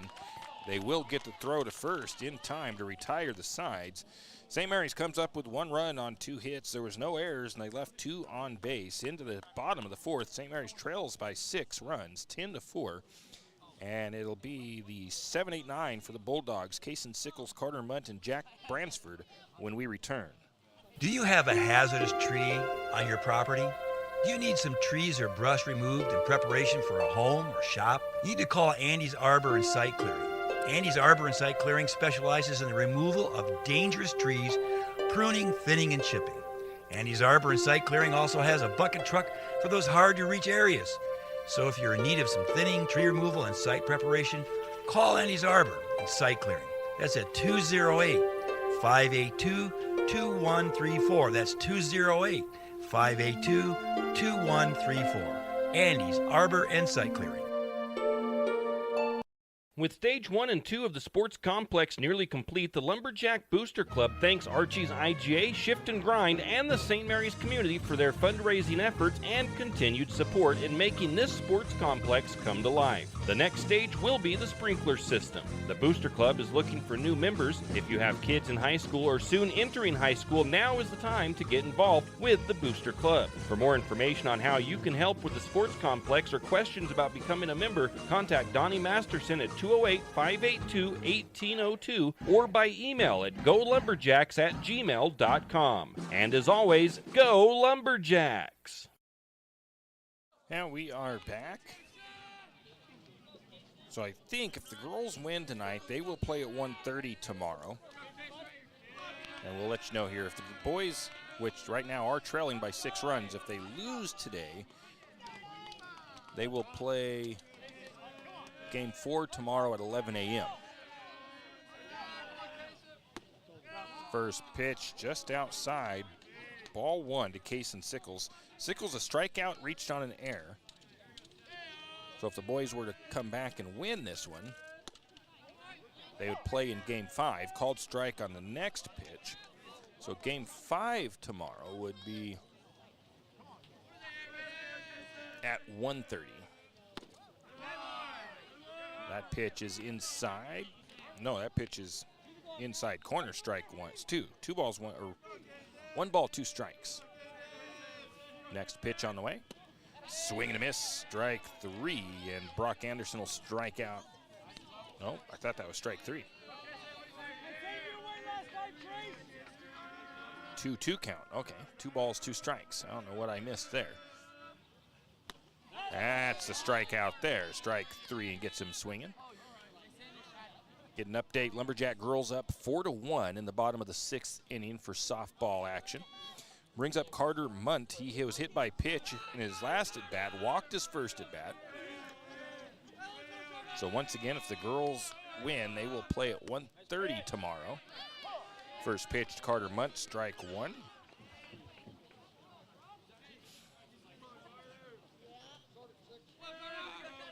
Next pitch on the way, little check swing. That one was high. I don't think he went around. Ball 1.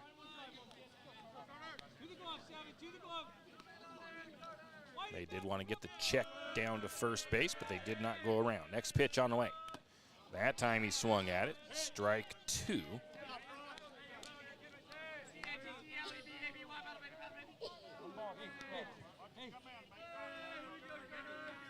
So 1-2 count to Munt. Next pitch on the way.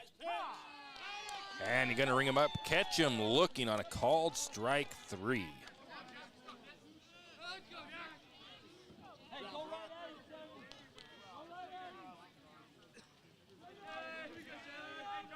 Next pitch, that one's to Jack Bransford, fouls that one back. So I'm getting updates from Pam Olson on the girls' game.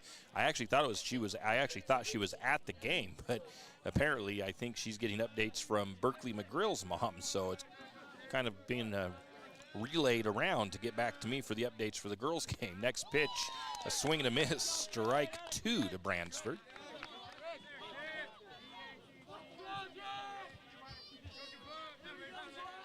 0-2 count to Bransford. Next pitch on the way. Little change up. That misses, though. I'm not sure where. Might have been inside. 1 ball, 2 strikes.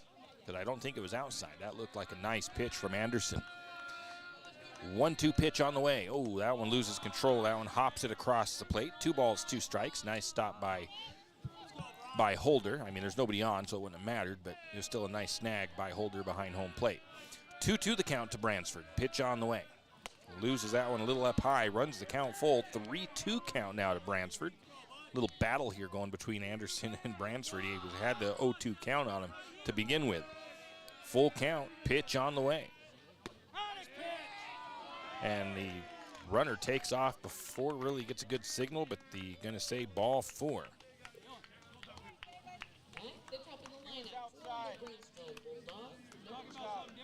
Top of the order, David Goakoa. So Coach Wicks is talking to Holder, giving him some instructions. The umpire was thinking maybe he was wanting to know where the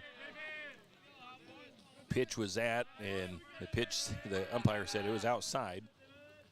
Coach Wicks says, we're not talking about that. That pitch is hit way up high into the darkness, tracking it down from third base and making the out to retire the sides on the high fly ball is going to be Wyatt Holmes, and that will retire the sides. No runs, no hits, no errors. 1 left on base for the Bulldogs. The score remains 10-4 in favor of Grangeville. Top of the 5th inning coming up. It'll be Riley Abel leading off when we come back. Attention high school sports fans, are you an armchair official? You know, the parent or fan who constantly yells at the referees and loves to let everyone know just how bad you think they are. Well, if you think you could do better, then get in the game and prove it. It's time for you to suit up and make the calls where they actually count. Every sport in Idaho needs more officials. Sign up today at highschoolofficials.com. Archie's IGA is not only a proud supporter of Lumberjack sports, but a proud supporter of the St. Mary's community and shopping locally. When you shop local, you help businesses support other local businesses, as well as helping your local businesses to provide jobs. Did you know that local business taxes help maintain communities and counties by fixing roads and maintaining recreational facilities? Local business owners invest in the community and have a vested interest in the future of our community. So won't you help Archie's IGA by supporting your local businesses and shop locally? Oh yeah, and let's not forget those Lumberjacks. And we are back. The latest update is Lumberjack girls up 6-1, bottom of the 6th inning. Riley Abel leads off for the Lumberjacks. Riley reached on an error in his last at-bat, had a sacrifice fly in his first at-bat. Lumberjacks still need 6 runs to tie things up. First pitch on the way. Strike one, catches the outside corner of the plate. 0-1 count to Abel.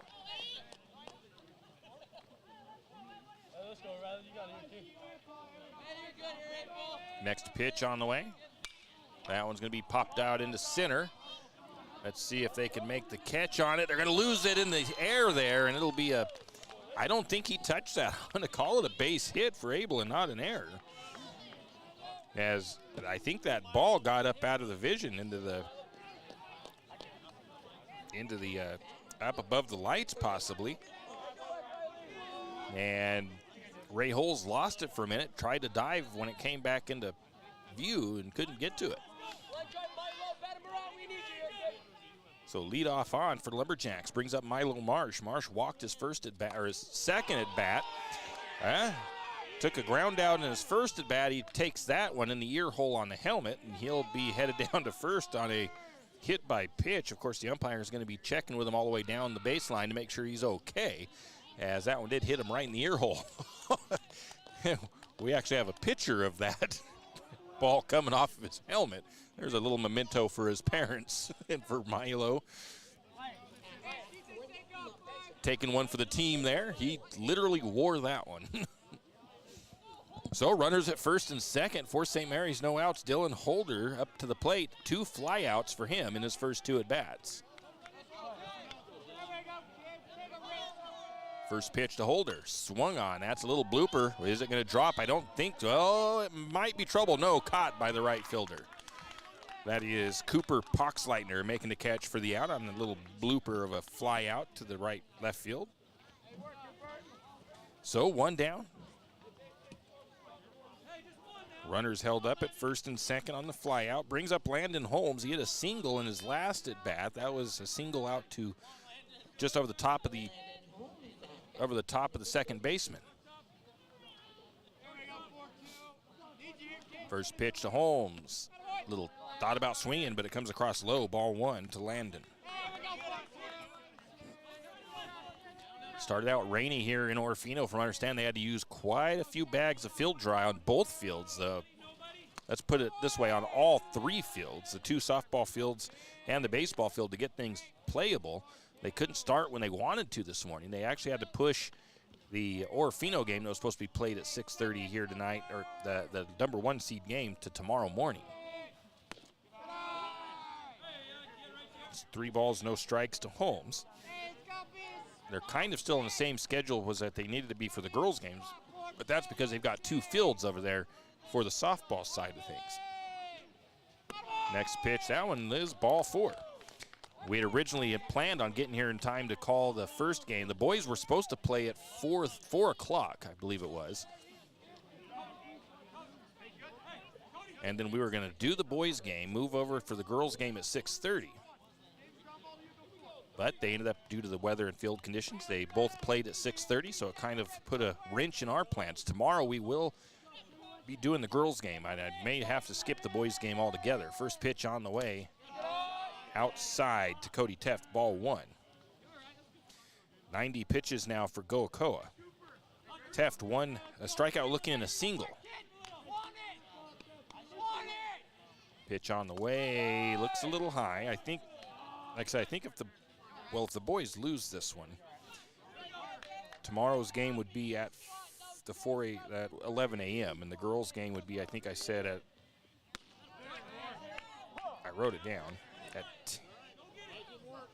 Maybe I didn't write it down. I thought I wrote it down, but the girls' game would be around that same time, so we would definitely do the girls' game.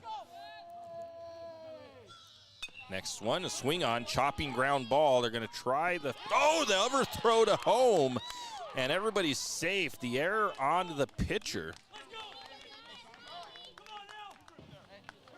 I think I'm going to call it a fielder's choice. Ground ball, the pitcher, done. home. An error on the pitcher. And everybody else held up. So I think the bases are still loaded, and that is, I don't think the error, I put that as a fielder's choice in my scorebook there, is they decided to go home because the force out was at home, and it would have been an easy play, but the pitcher overthrew the catcher.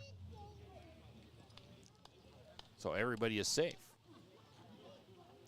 Don't think we're seeing a pitching change. They're just going out, having to visit at the mound. So 1 run across here for St. Mary's, top of the 5th inning. They need 5 more to tie things up. Update from the girls is they win 6-1 over who they were playing. I don't even remember who they were playing, to be honest with you. The girls were playing the winner of the 1-2, the first game. First pitch to Trey Gibson, strike 1. So the girls will play tomorrow at 1:30, I believe, if the schedule stays the same. And we will have that game on the air tomorrow. That pitch misses for ball 1. 1 ball, 1 strike to Gibson. 1 out, bases loaded. And line drive, that'll drop for a base hit at least, and an RBI. They're going to run around 2 runs, see if they can get Landon across home plate, and he'll come in standing up. A 2-run RBI single for Trey Gibson. Nice line drive into the gap by Gibson.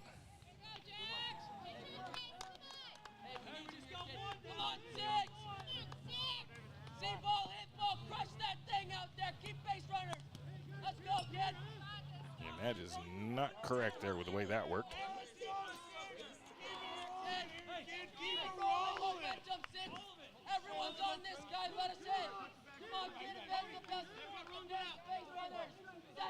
That'll bring up Trace Wicks, top of the order. Wicks, a big swing at that first pitch, strike 1. St. Mary's with 3 runs across. Lumberjacks' deficit is just 3 runs, 10-7. Top of the 5th, only 1 out. Lumberjacks slowly chipping away at this lead. Next pitch on the way, low and inside. 1 ball, 1 strike to Wicks. On deck will be Wyatt Holmes for St. Mary's. Trace Wicks is actually representative of the tying run for the Lumberjacks. Next pitch, outside. 2-1 count to Wicks.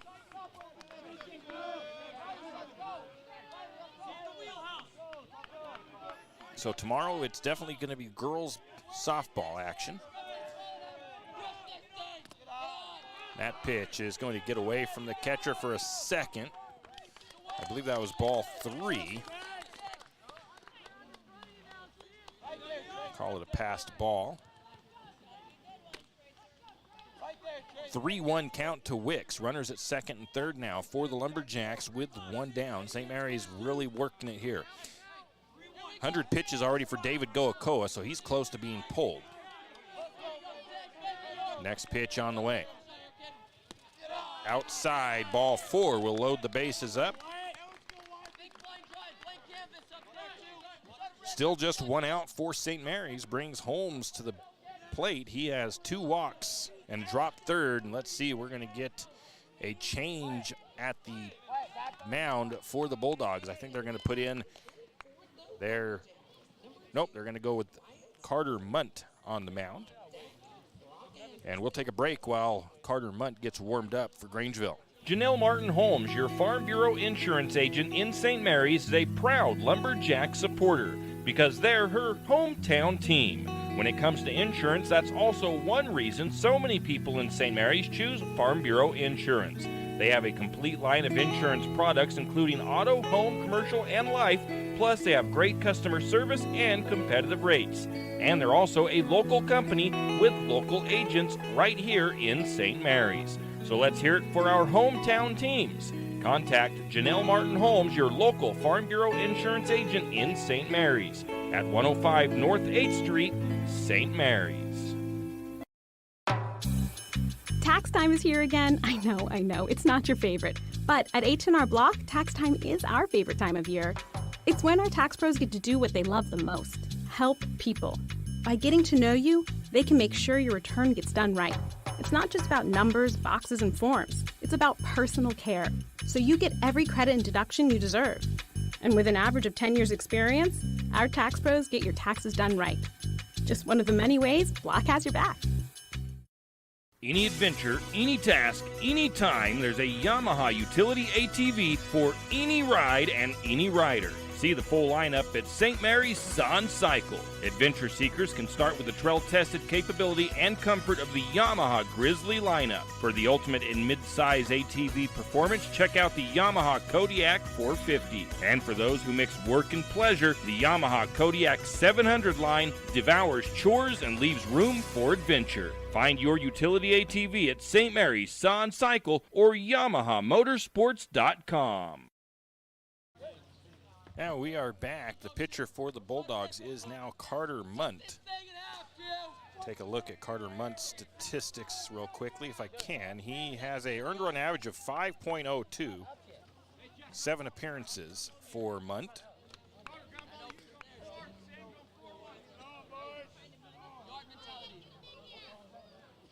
Wyatt Holmes stepping to the plate for the Lumberjacks. Holmes, 2 walks and a dropped third strike. It was out on that one. Waiting for the first pitch from Munt, getting the camera reloaded up here. St. Mary's with 3 runs across, top of the 5th. First pitch is low, ball 1. Low and outside for ball 1.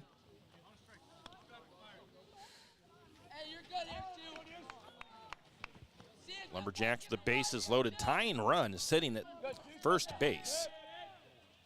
Swing and a miss. Actually, I think he got just a piece of it. Foul ball, strike 1. 1 ball, 1 strike to Holmes. Once again, 3 runs across for St. Mary's. Bases loaded. Lumberjacks trail 10-7. Top of the 5th, 1 out. Holmes with a 1 ball, 1 strike count. Holmes calls time, steps out of the box. And catcher is going to come out, and Carter Munt and the catcher, Clement, are going to have a meeting really quickly between home plate and the mound.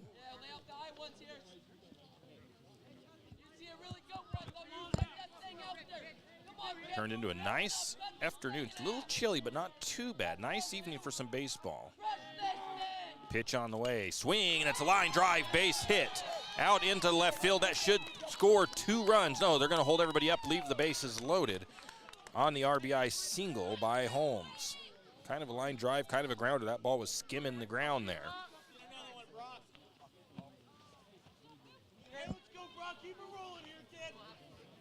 So still have the bases loaded with 1 out. Lumberjacks trail by 2, 10-8. 4 runs across for St. Mary's here in the top of the 5th inning. Brings up Brock Anderson. Anderson a single in his first at bat, a sacrifice fly, and then was out on a dropped third strike in his last at bat. Quick timeout called. Is Anderson going to talk to Coach Wicks, and the coach for the Bulldogs is going to come and talk to, well, they're getting,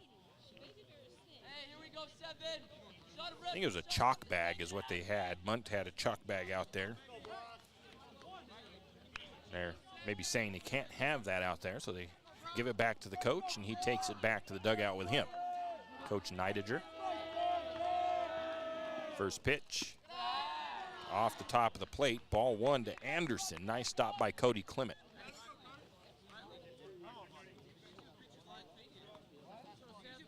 1-0 count to Anderson. 1 out, bases loaded for St. Mary's. Top of the 5th, next pitch on the way. Swings on that one. It's going to be a deep hit ball into right, center, left. It's going to be a collision as the ball, it's out. Runs are coming across as the ball gets loose. A collision between the center fielder and the left fielder. 3 runs score, and we have a tie ball game for the Lumberjacks as Brock Anderson clears the bases on that. Or no, he doesn't clear the bases yet. He's at second base. So Wyatt Holmes comes around to third. I'm going to call it a double. I'm not exactly sure how to call that play. It might have been even considered an error on one part of it, but 2 runs, I do believe, come across. Wyatt Holmes held up at third, and it is a tie ball game, 10-all. And still just 1 out. Riley Abel to the plate for the Jacks. Hit a single his last at bat. That was a single just into the shortstop territory. First pitch to Abel, low outside, ball one. Lumberjacks trying to complete the comeback. They've got it tied up.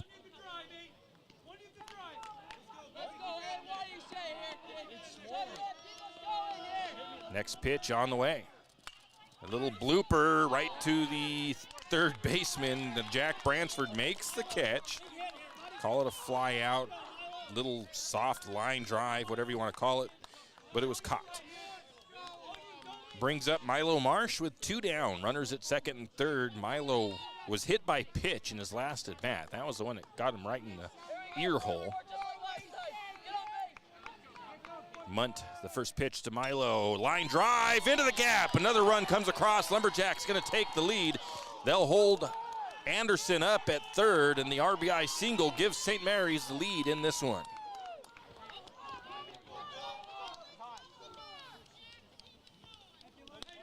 And we get a timeout called by, not sure. Anyways, Lumberjacks with runners at the corners now with still 2 outs. Brings up Dylan Holder. Holder wanting to put one into play here. All 3 of his plate appearances have been flyouts so far. So Holder stepping to the plate, looking to keep this thing going, bring in another run for the Lumberjacks. St. Mary's with the 1-run lead now. 11-10. Munt takes a look at first base. The pitch on the way, high and inside, ball one.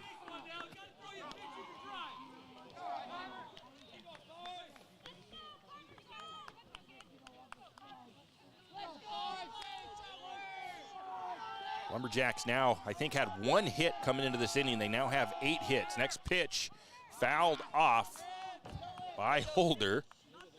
That one just gets over the top of the fence here. 1 ball, 1 strike.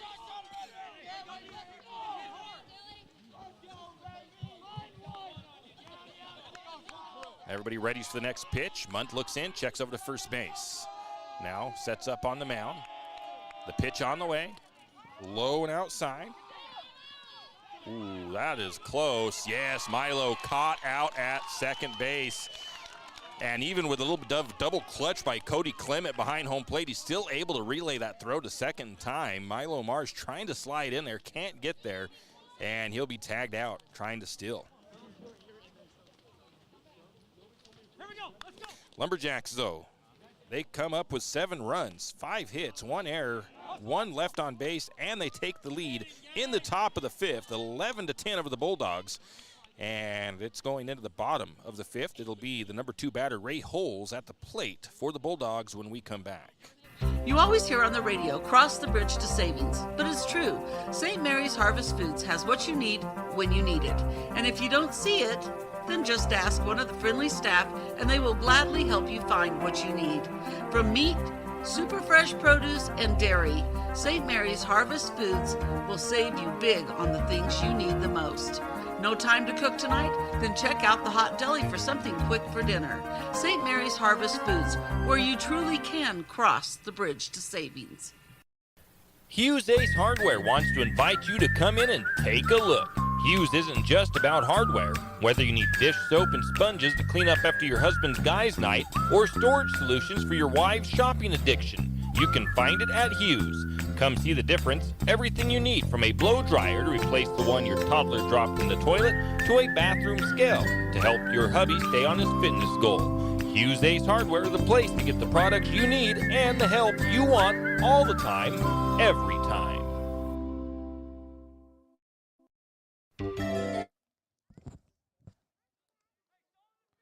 And we are back. They still got a couple more warm-up pitches for Brock here before the bottom of the 5th.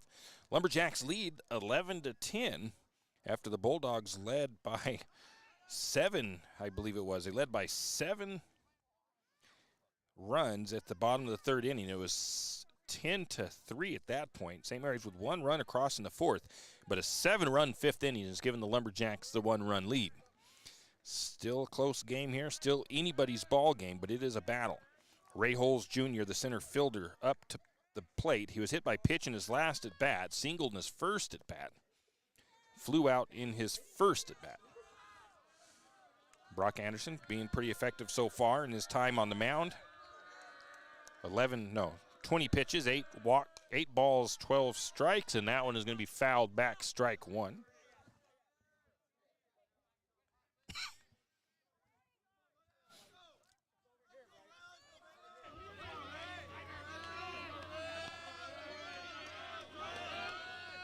.21 total runs between the two teams scored in this game so far. It's been a heck of a game so far. Next pitch to Holes Jr. Line drive into left field for a base hit. It's going to be misplayed a little bit by, and you're going to call him safe on the throw.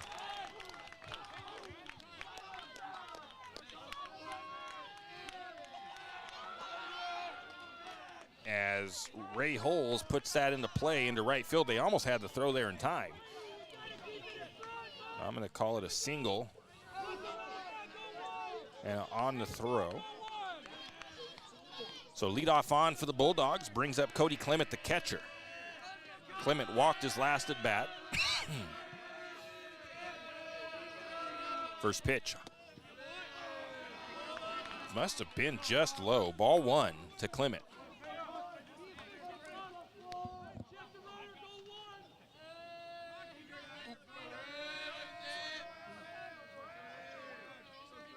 One ball, no strikes to Clement, no outs, runner on second base for the Bulldogs. That would be the tying run. Anderson checks for a second. The pitch on the way, again a little low on that one. That one looked low. Ball two, 2 balls, no strikes.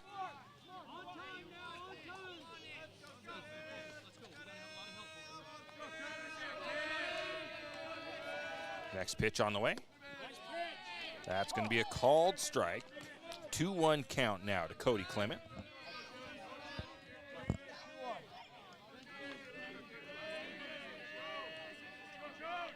Next pitch, swing and a miss.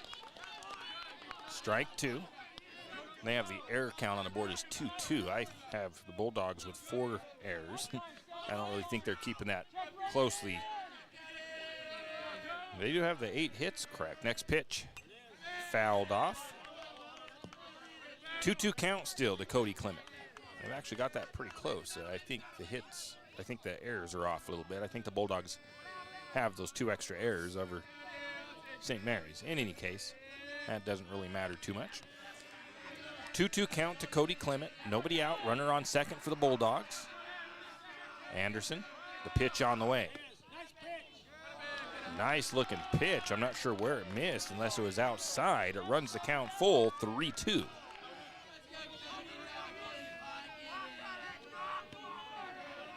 Anderson checks the mag, looks over to second base. Pitch on the way. That's going to be hit out to right field, but it's going to drift foul. Count remains 3-2 to Clement.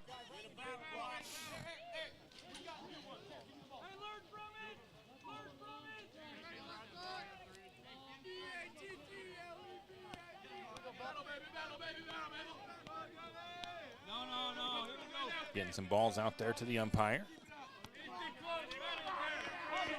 Now ready into play again. 3-2 is the count to Clement with no outs. Runner on second base for the Bulldogs. Grangeville trails 11-10. Anderson, the pitch on the way. Line drive into center field for a base hit. That could bring that tying run across. And we're going to be all tied up here once again in Orofino on a line drive knock by Cody Clement. 11 all, once again. High scoring affair here in Orofino. District tournament action. Of course, you wouldn't expect anything less from a battle between the Bulldogs and the Lumberjacks. Runner at first for Grangeville, no outs. JT Jackson, the designated hitter, steps to the plate, singled his last at bat. On deck, Sam Lindsley. And looked like a beautiful pitch. The umpire says outside, ball one.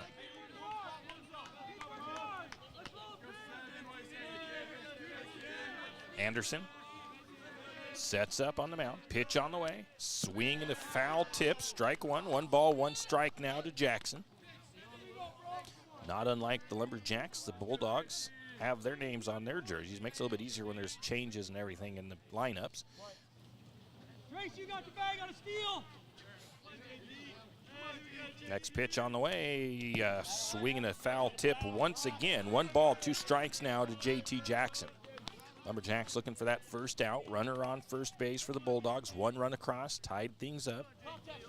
I have 8 hits for St. Mary's, 9 hits for the Bulldogs.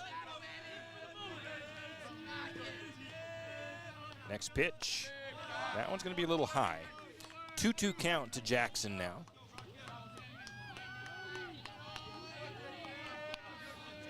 Nearing in on 2 hours for this game so far.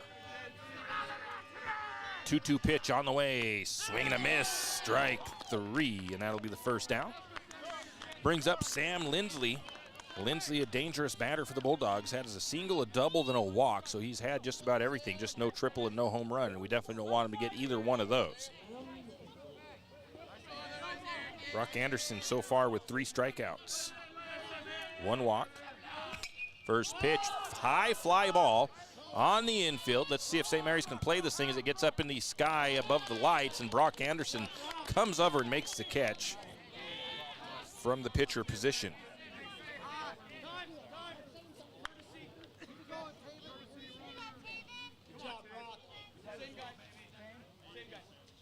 Now we're going to get a courtesy runner for the Bulldogs, and I don't think I had this guy in the roster, so I'm not going to bother changing him in the lineup. 1 out or 2 outs brings up Taven Ebert.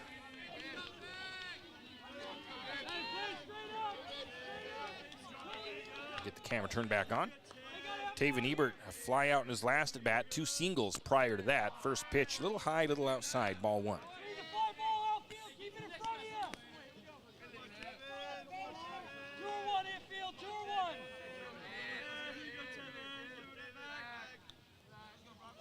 One 1-0 count to Ebert. 2 outs, runner on first for the Bulldogs. Next pitch on the way. Gonna catch that outside corner for strike 1. 1 ball, 1 strike to Ebert.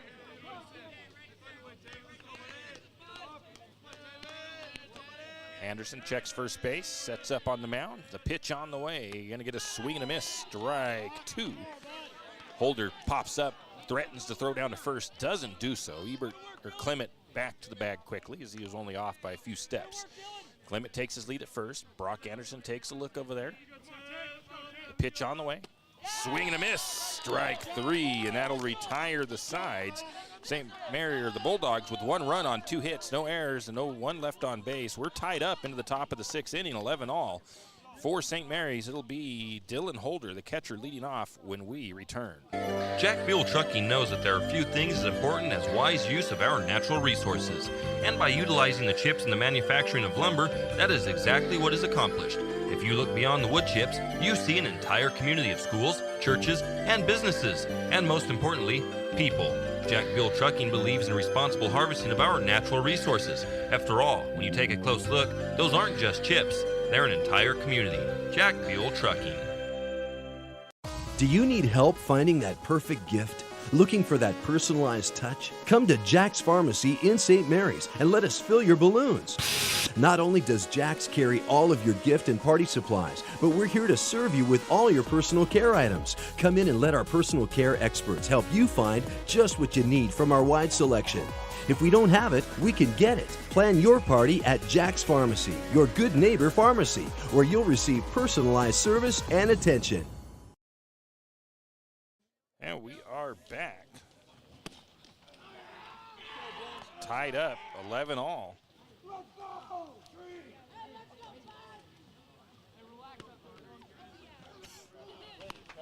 Lumberjacks, it'll be Dylan Holder leading off for St. Mary's. He is 0 for 3.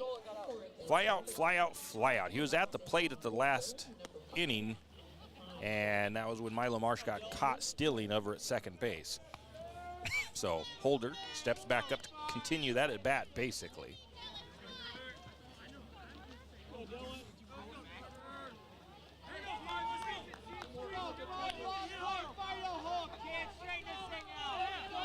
On deck for St. Mary's will be Landon Holmes. Holder shows a little bit of bunt action, pulls it back. Carter Munt delivers the first pitch, and it'll be a called strike on the inside corner. Holder kind of looked up like maybe he thought that was low or inside. Does not get the benefit of that call. Next pitch on the way. Oh, and that one's going to hit him in the leg. Holder going to earn a bruise to get on base for the Lumberjacks. Going to bring up Landon Holmes for St. Mary's. Landon had a fly out, a single, and a walk. The walk was in his last at bat. Damian Vanderrob going to go run for Holder as he's got to get that stinger out of the leg there. Probably can't run too fast after being plunked in the side of the thigh.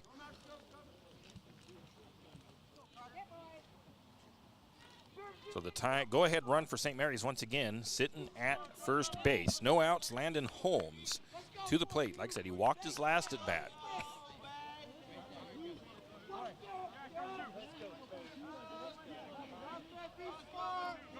Cody Teft on deck for St. Mary's. First pitch, going to lay down a bunt. A little bit mustard on that bunt. The pitcher's going to bobble it for a second. He does get the throw to first in time, and it is a pretty good sacrifice bunt by Landon Holmes.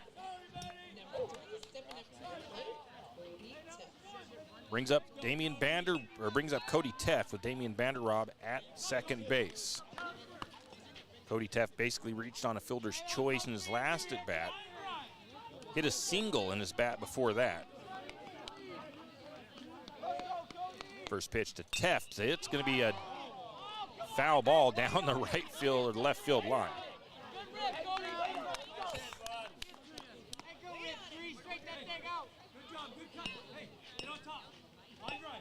0-1 count to Teft, 1 out, runner at second for St. Mary's, looking to get that go-ahead run back across.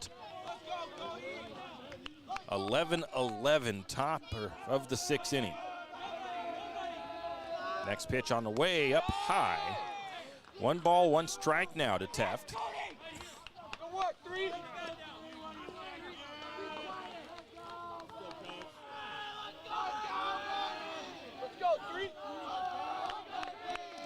Next pitch on the way. Ooh, a swing at that one. Strike 1.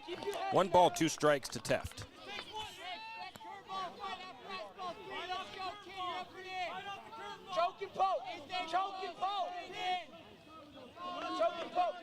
Teft waiting the next pitch from Munt. Munt takes a look to Vanderrob at second. The pitch on the way.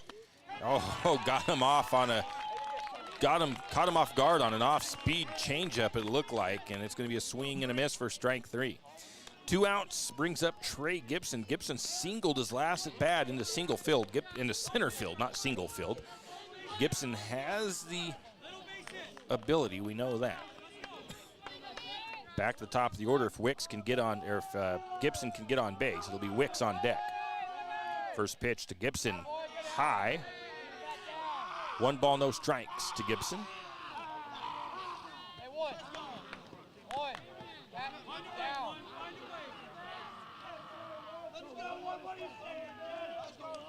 1-0 pitch. Munt looks over to second base. Now sets the pitch on the way. Nice looking pitch. Got him to swing on that one. Got a little piece of it, I think. It's a foul ball, strike 1.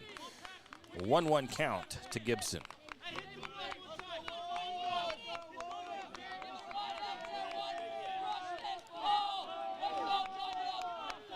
Munt sets, gonna try the throw. That's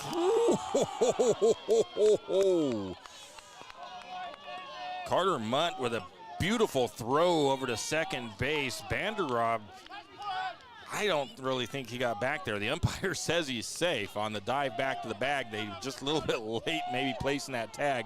The Bulldogs thought he was out. They almost started to head off the diamond, and the umpire said no, he's back safe. So close one for Vanderrob. Outside corner, strike 2. I think looked a little bit high, but Gibson thought so too. Instead, it's a 1-2 count to Gibson. Again, Munt watching second base. The pitch on the way, a big swing and a miss. Strike 3 by Gibson. That'll retire the sides. Lumberjacks, no runs, no hits, no errors. 1 left on base. End to the bottom of the 6th inning. We're still tied up, 11 all. And it's the bottom 7, 8, 9 batters for the Bulldogs, starting with Cason Sickles when we return. Have you noticed bad behavior has become normalized at interscholastic athletic events? Some fans seem angry. They lack civility toward one another. Some even get aggressive and unruly. Time out! What is going on? This has to stop. Let's not forget, school sports aren't just about winning. And they're definitely not an excuse to take your frustrations out on the official or the opponent. They're about teaching lessons like perseverance, respect, and empathy, so students can learn and grow as people, not just as players. We all have a role to play in setting a good example for our students and teaching them these important values. So fans, it's time to step up your game and behave positively at interscholastic athletic events in Idaho. This message presented by the IHSAA and the Idaho Athletic Administrators Association. Have you ever noticed that some companies are around for decades and you really don't notice them until you actually see them? Kenneth Bechtel Trucking is one of these. Kenneth Bechtel Trucking has been a fixture in St. Mary's for decades and still is a community-involved business. Take the time to thank these entrepreneurs that quietly make it on their own and make our community all the better for it. Kenneth Bechtel Trucking. Give them a call today at 245-7209. Kenneth Bechtel Trucking, a community staple and Lumberjack supporter. Good luck, Jacks. Now we are back. First pitch to Kason Sickles from Brock Anderson, a called strike one. Lumberjacks, Bulldogs tied up 11-all in the bottom of the sixth inning. That one's going to be fouled down the third base side for strike two. Bottom of the order for the Bulldogs, 7, 8, 9 batters. Sickles, Munt, and Bransford.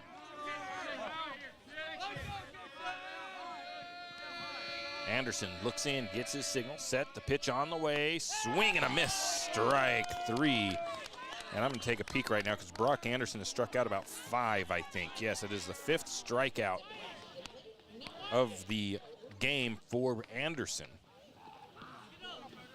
He has pitched 2.6 innings to this point. Carter Munt to the plate. He was struck out looking his first at bat. Takes that first pitch inside corner, strike one. Nice pitch from Brock Anderson. Lumberjack girls won their game. They will play, I think I said at 1:30 tomorrow. Swing and a miss, strike two. Depending on what the boys do here, if the boys can come back and win this one, which it's all tied up right now, they wouldn't play until, well, the same time as the girls, I think. So we will be covering girls tomorrow. That one's going to be a foul ball. 0-2 count.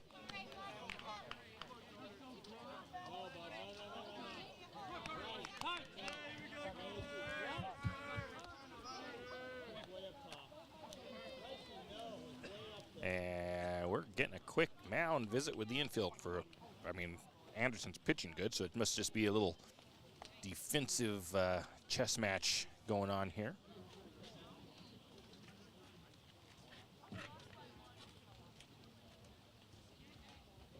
You're listening to the home of Lumberjack Sports, 1240 KOFE, St. Mary's.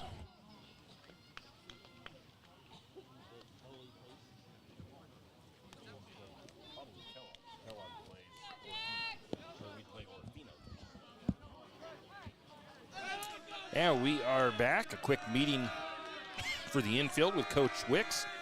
1 out, nobody on for the Bulldogs. We've got a 0-2 count to Carter Munt. Anderson's next pitch just misses for ball one. 1-2 count to Munt.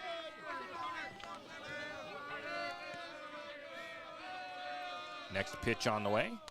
Gonna chase one there, but gets a piece of it to foul it back. Count remains 1-2 to Carter Munt.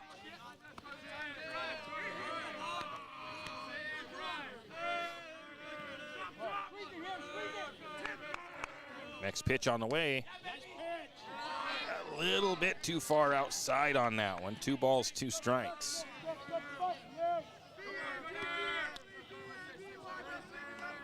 Two count. Anderson, the pitch on the way. Just inside. I think Munt thought it was ball 4. He was about ready to head down to the first base. Full count now to Munt. Anderson, the pitch on the way. Leaves that one low in the dirt, ball 4, and he let him off the hook with a a walk. Brings up Jack Bransford. He walked his last at bat. Also reached on a drop third.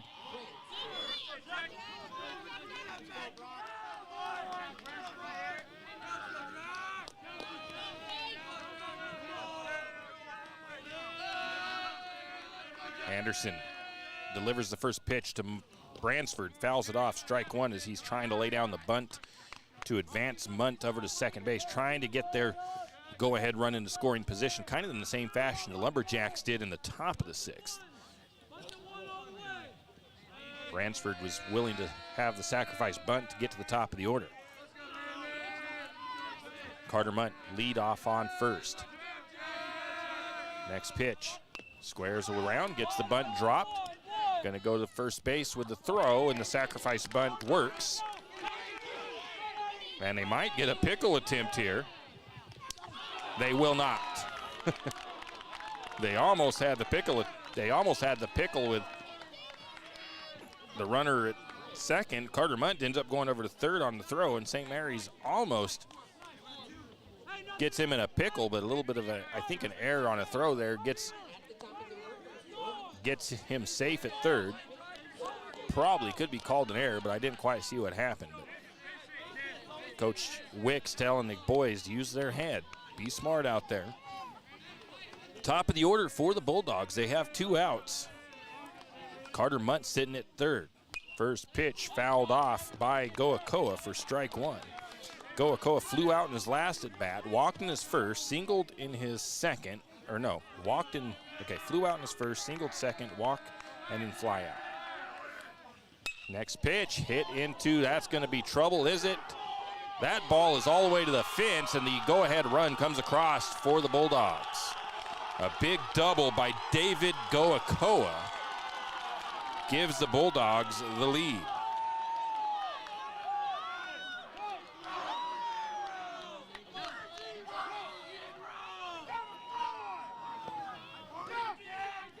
That was a hard hit ball out into center left. 1 run across for the Bulldogs with 2 outs. Brings up Ray Holes Jr.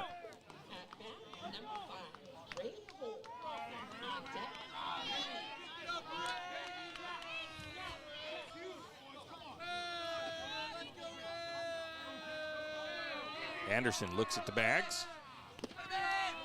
That pitch comes across low, ball 1.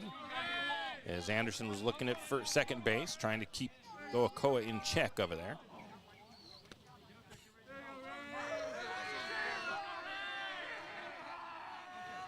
Pitch is going to be fouled off. 1 ball, 1 strike to Ray Holes Jr.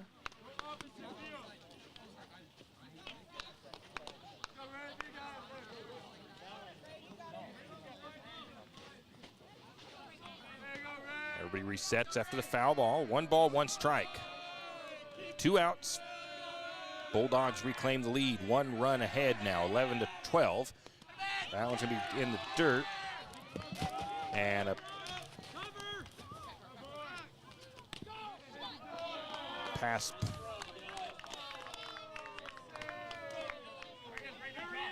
And call it a wild pitch. They do try to. That one came off the plate and off of the shoulder of Holder. 2 balls, 1 strike to Junior. Bulldogs have an opportunity to maybe put another run across. St. Mary's looking to get that 3rd out here. Anderson's pitch on the way, swing, and he caught.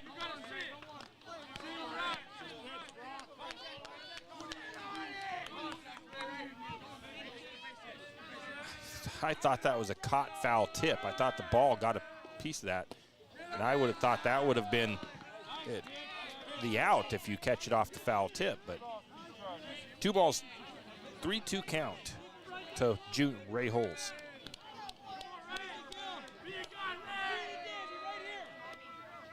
Pitch on the way, ground ball. It's going to be into the gap. It's booted up off of Trace Wick's shoulder. He couldn't pull it in, and the run will score. And I'm going to have to give an error on that one to Wicks. Ground ball came up off his shoulder. 1 run across for the Bulldogs, a second run across for the Bulldogs. They take the 2-run lead.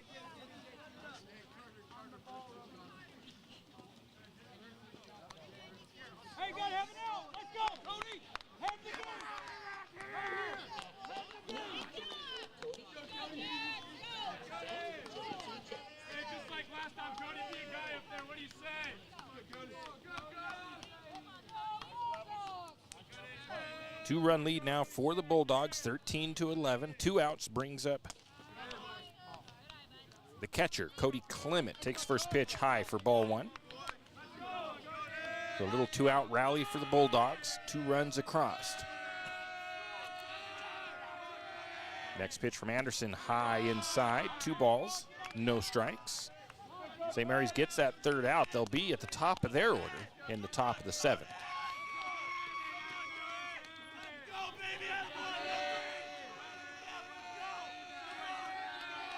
Next pitch on the way. Pretty good looking pitch. Might have been a little bit low, maybe a tad outside, but it looked pretty good, but not good enough to be a strike. 3-0 count to Clement. Anderson looking over at first, now takes another look. The pitch on the way. That one misses outside, ball 4. So runners at first and second for Grangeville brings up the DH, J.T. Jackson. J.T. Jackson struck out swinging in his last at bat.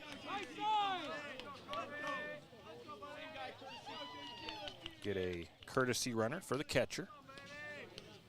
I'm not going to change that because, again, I don't have number 21 in my roster for the Bulldogs.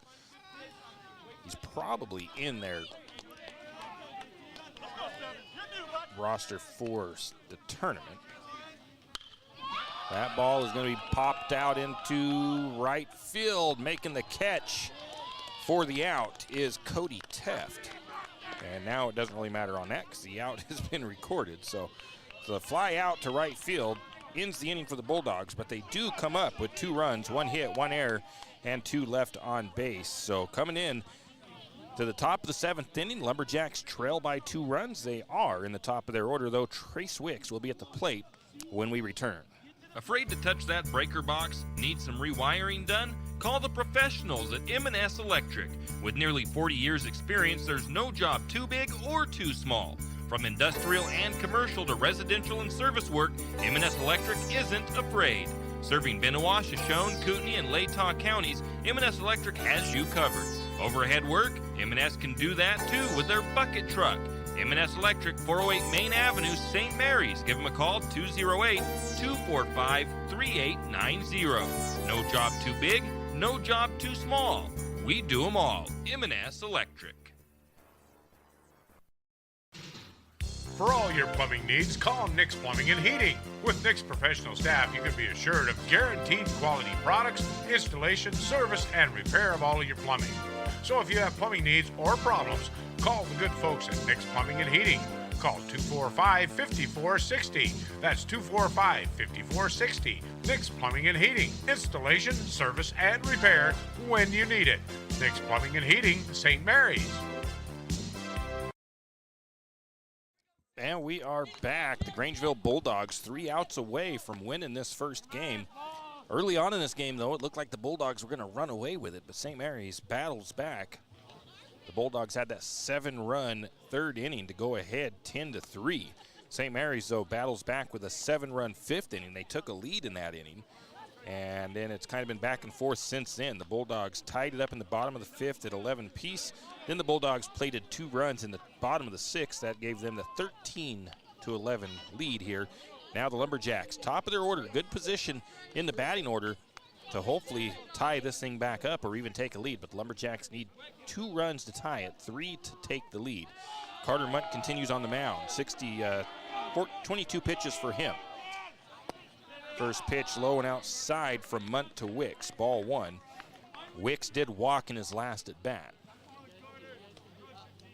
2 teams go to state from District 1-2 this year. That pitch a little bit low, ball 1. So you either got to be the first place. If you're the second place team, you still get to go to state. So 1 loss in this district tournament doesn't matter right now. That pitch is outside low. The only team that actually mattered to was Priest River, as that was a loser out contest between Kellogg and Priest River in game 1. So Priest River is out. The remaining 4 teams all have a shot at making state. Munt down in the count, 3-0. Next pitch. Low and outside, ball 4, leadoff man on. Brings up Wyatt Holmes. Holmes has a walk, a drop third, and a single. That home run here from Wyatt Holmes would be beautiful for the Lumberjacks to tie things up.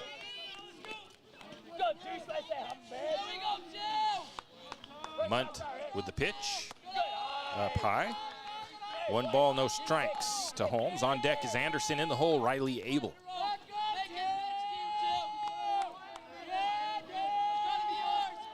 Wicks takes his lead off. Munt checks over his shoulder to the first. Now pitch on the way, a foul ball for Holmes.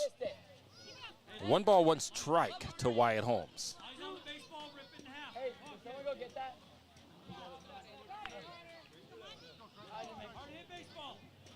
1 ball, 1 strike. Carter Munt looks in, gets his signals from Clement. Takes a look over to first base. Wicks has his leadoff.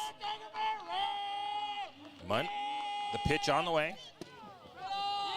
Inside. 2-1 count now to Wyatt Holmes.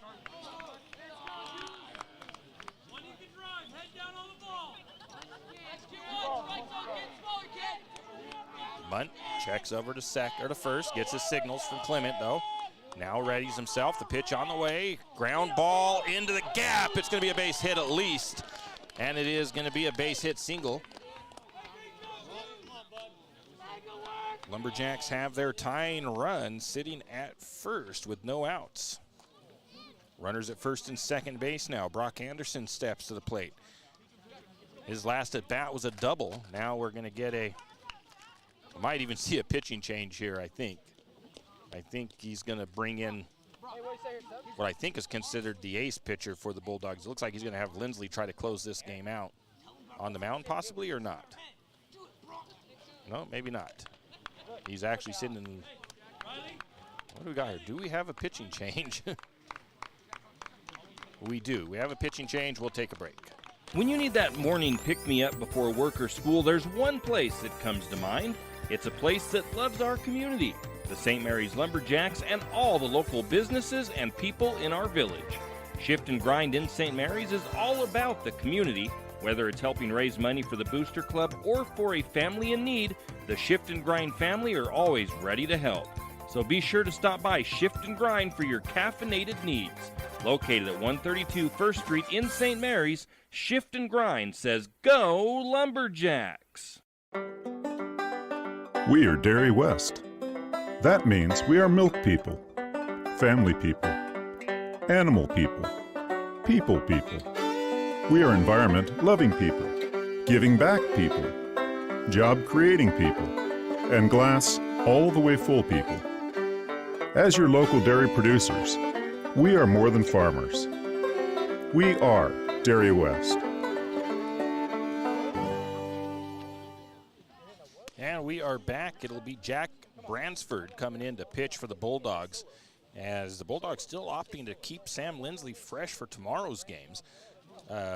Jack Bransford, a junior, earned run average of 5.25. He has 9 appearances, 1 save on the season. This would probably be considered another save if he can get the win here. He has 14.2 innings pitched, 10 hits, 10 runs, 11 earned runs, 20 walks, and 11 strikeouts. So the stats are almost in favor of St. Mary's here with that strikeout to walk ratio.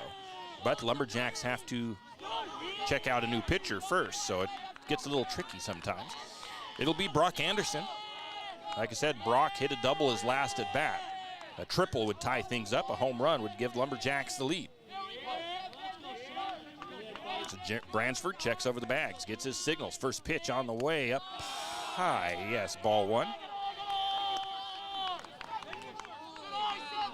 Once again, top of the 7th. Lumberjacks trail 13-11. Next pitch on the way, high again. Ball 2 to Anderson. On deck for St. Mary's, Riley Abel. Bransford looks in, checks over the bag, sets up on the rubber. The pitch on the way. Going to take a swing at that one, fouls that one. 2 balls, 1 strike.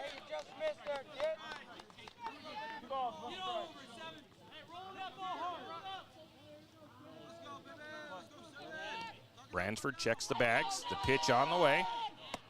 That one's way up high. 3-1 count to Anderson. Still no outs. Lumberjacks would not mind loading the bases here with no outs. Anderson waiting for the next pitch. It's on the way.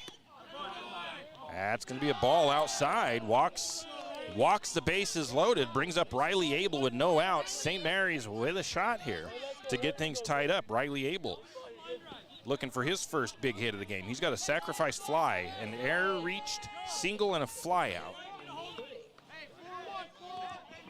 Abel is in that cleanup spot for a reason in that number 4 batting position. He is one of the power hitters for the Jacks. First pitch on the way, high and inside, ball 1. Then again, if you can walk or run across, you'll take that as well. Lumberjacks here in a pretty good position with the bases loaded. Next pitch on the way. High and outside, 2 balls, no strikes. Coaches for the Bulldogs having a little meeting over there, thinking they might need to change their pitcher if they get a walked run across here. They've got to play their chess match as well. They've got to try to, I think they're actually signaling to Sam Lindsley like they're going to put him in next after this batter. 3-0 count to Abel. So if we get a walk here, we might see another pitching change. Next pitch on the way. That's going to be a strike. 3-1 count to Abel. Right now, the chances of Abel walking are definitely in his favor. Just got to be careful here because you can easily end up striking out. Next pitch on the way. High and outside, ball 4.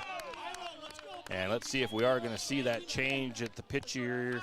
We are going to get a timeout, and I think now we're going to see, after just 10 pitches for Bransford, the Bulldogs are going to put Sam Lindsley on the mound. We'll take a break. We'll be back. It's time to winterize your home, and there's no better place to start than at everyone's hardware and lumber store, 10th Street Lumber. They have insulation, house wraps, stoves, and heaters. See their huge selection of power tools, paints, and painting supplies. And, of course, they have a full line of lumber supplies. Stop by 10th Street Lumber and see what they can do for you. And remember, 10th Street Lumber will deliver anywhere on 10th Street and Railroad Avenue, 10th Street Lumber. Wondering how to manage your retirement nest egg? How big should it be when you retire? Contact Jenny Oakes at Gateway Financial Partners to get the answers to these and all your other Financial, a registered investment advisor. Member FINRA SIPC.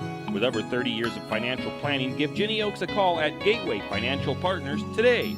The guidance is free. The experience is priceless. Call 245-5255. Now we are back. It is Sam Lindsley going to the mound for the Bulldogs. He is, I believe, what they would consider their ace pitcher. They don't want to get into a situation here, though, where they got to pitch him a bunch today. Sam Lindsley, let's see. Earned run average, where's that at? 1.93 on the season.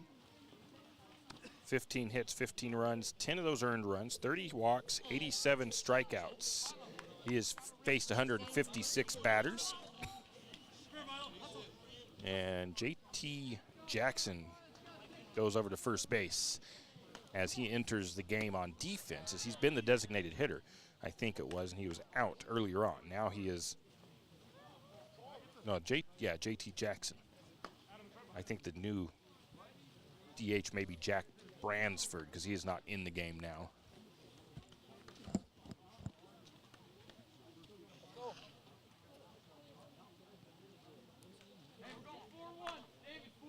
Sam Lindsley gets something from the coach, brings it out to the back of the mound. I'm not sure exactly. Oh, it's something to clean his cleats off with.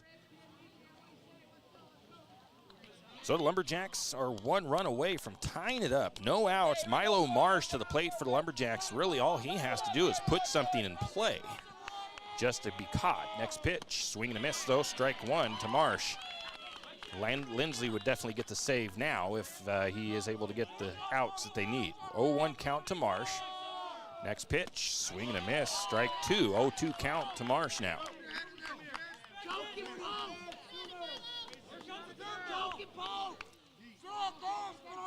0-2 pitch on the way. That one's going to be in the dirt. 1 ball, 2 strikes. Cody Clement did a nice job of stopping that one from getting away from him, as it almost did. Lumberjacks, bases loaded, no outs. They've got a great opportunity, but the Bulldogs have put in their pitcher. Next pitch. That one misses outside. 2-2 count to Marsh. Evens it up. 2-2 pitch on the way from Lindsley. Oh, outside corner, strike 3. And he's going to get caught looking. It'll bring up Holder for the Lumberjacks. Holder was hit by pitches last at bat.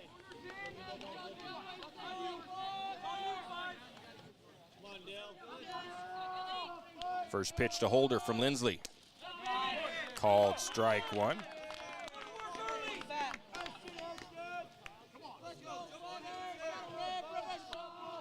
Holder steps in. Lindsley working quickly. Pitch on the way. Swing, ground ball. Is it going to be a chopper bounce? It's going to end up being safe. I think it is. And we got a tie ball game.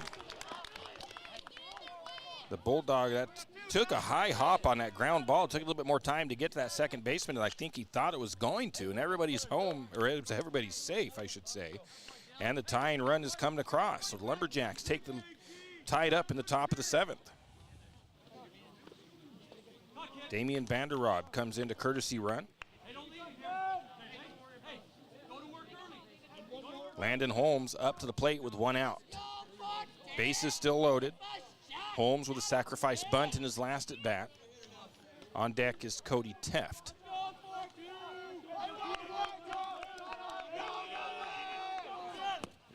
Low outside, ball.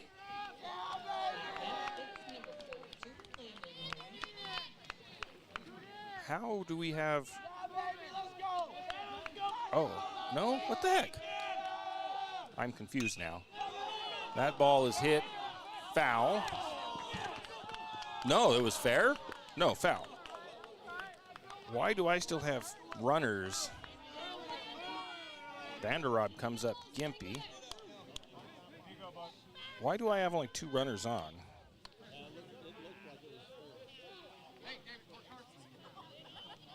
What happened to Riley? Oh, I have, Riley is, somebody was out. I had 2 outs here. I don't know what I got something wrong on my, there. So Lumberjacks need to get a new runner over to third as Vanderrob is coming up with a limp. We'll take a quick break.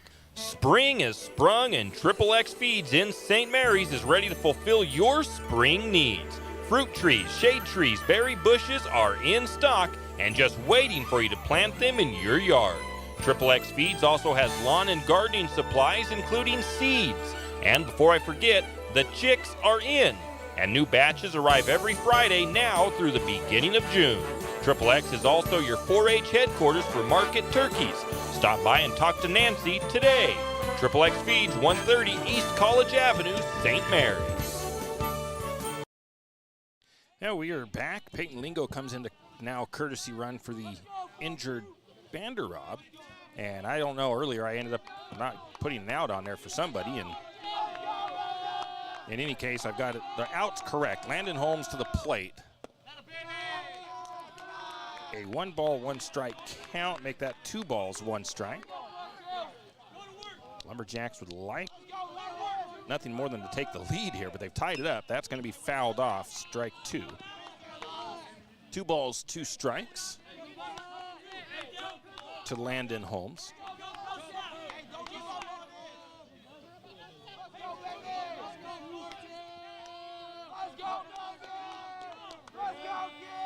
Next pitch on the way in the dirt. 3-2 count. Nice stop again by Cody Clement from behind home plate. Stopping everything back there, making sure nothing gets past him. Doesn't get the Lumberjacks that go ahead run on essentially an error. Next pitch. ball 4 puts Holmes to third over to first. Bases loaded once again. Brings Cody Teff to the plate. Cody Teff struck out swinging his last at bat. Reached on a fielder's choice, had a single, struck out looking once. A little bit of everything for Cody. First pitch called strike. Once again, tied up, top of the 7th, 13 apiece. That one's fouled off by Teft. 0-2 count to Teft. That one, I think, stung the hand a little bit.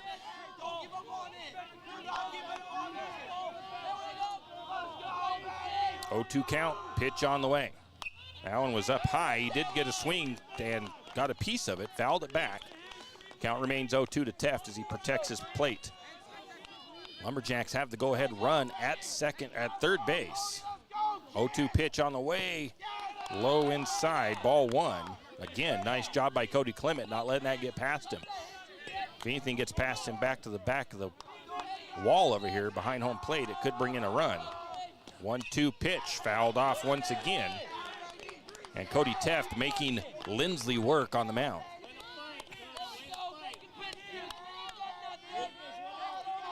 Lindsley looks in, gets his signal set. Pitch on the way.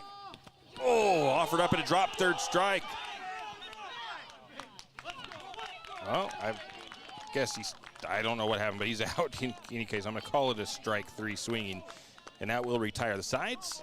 Lumberjacks do come up with 2 runs on 2 hits, no errors, 3 left on base. The game tied up here going into the bottom of the 7th. 13 all. We'll be back.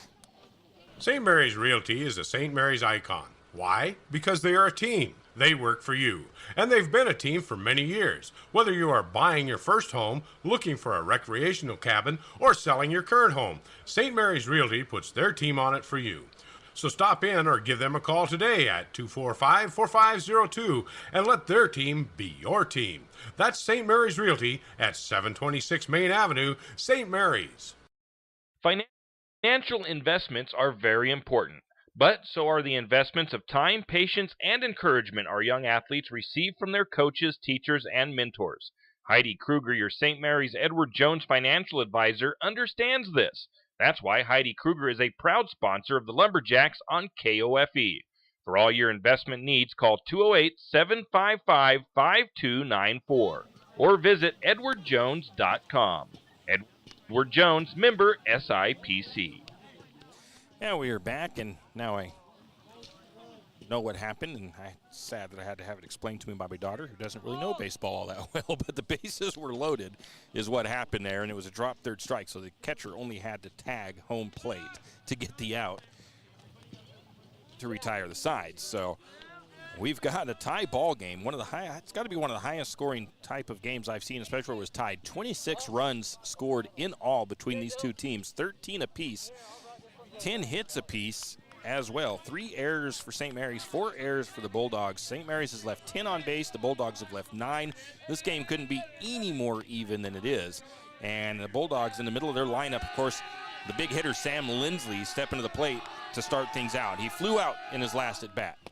Takes a swing at that first pitch from Anderson, strike 1. 3 up and 3 down, we could see extra innings. Anderson's next pitch on the way. That looked good. A tad low, though. 1 ball, 1 strike. 1-1 count to Lindsley. Next pitch on the way. Swing and a foul tip. Strike 2. 1 ball, 2 strikes to Sam Lindsley. On deck is Ebert. In the hole is Sickles.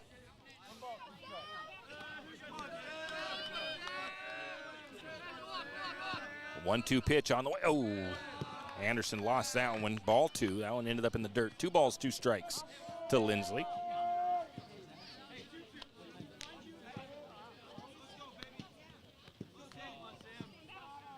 If you ever wanted that first out, it's this one right here. Next pitch, lofted out into center field. That will drop for a base hit by Lindsley. He's going to try to get to second. Can he do so? Yes, he will, standing up. And I don't know, I'm going to call it a double. It was somewhat on the throw, but not quite. So we'll just call it a double. Go ahead or the walk-off score sitting at second base now. Lumberjacks need to keep him there. Oh, Lindsey got rid of some equipment there, I guess. His armor to protect his forearm, I think he was wearing in case of getting hit by pitch. They'll bring up Ebert. Ebert struck out swinging his last at bat. Sickles on deck and Munt in the hole.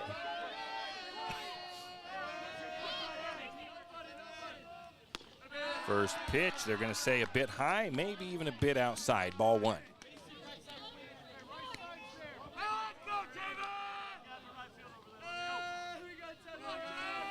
Pitch on the way, fouled off, strike one. 1 ball, 1 strike.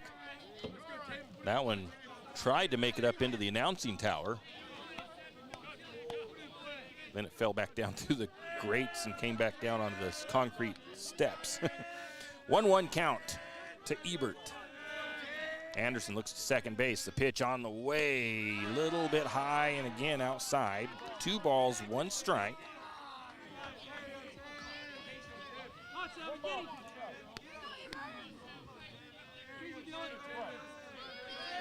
Under the lights here in Orofino. 2-1 count. Swings at a high one. Gets a piece of it. Strike 2 as he fouls it off. 2 balls, 2 strikes to Ebert. That's one that he definitely probably wishes he hadn't swung at because that was up high and outside. I don't know if he thought he had 2 strikes or not. 2-2 count to Ebert now. Anderson wants to get that strike out here. The pitch on the way. That one is popped up foul. Out of play. Count remains 2 balls, 2 strikes to Ebert.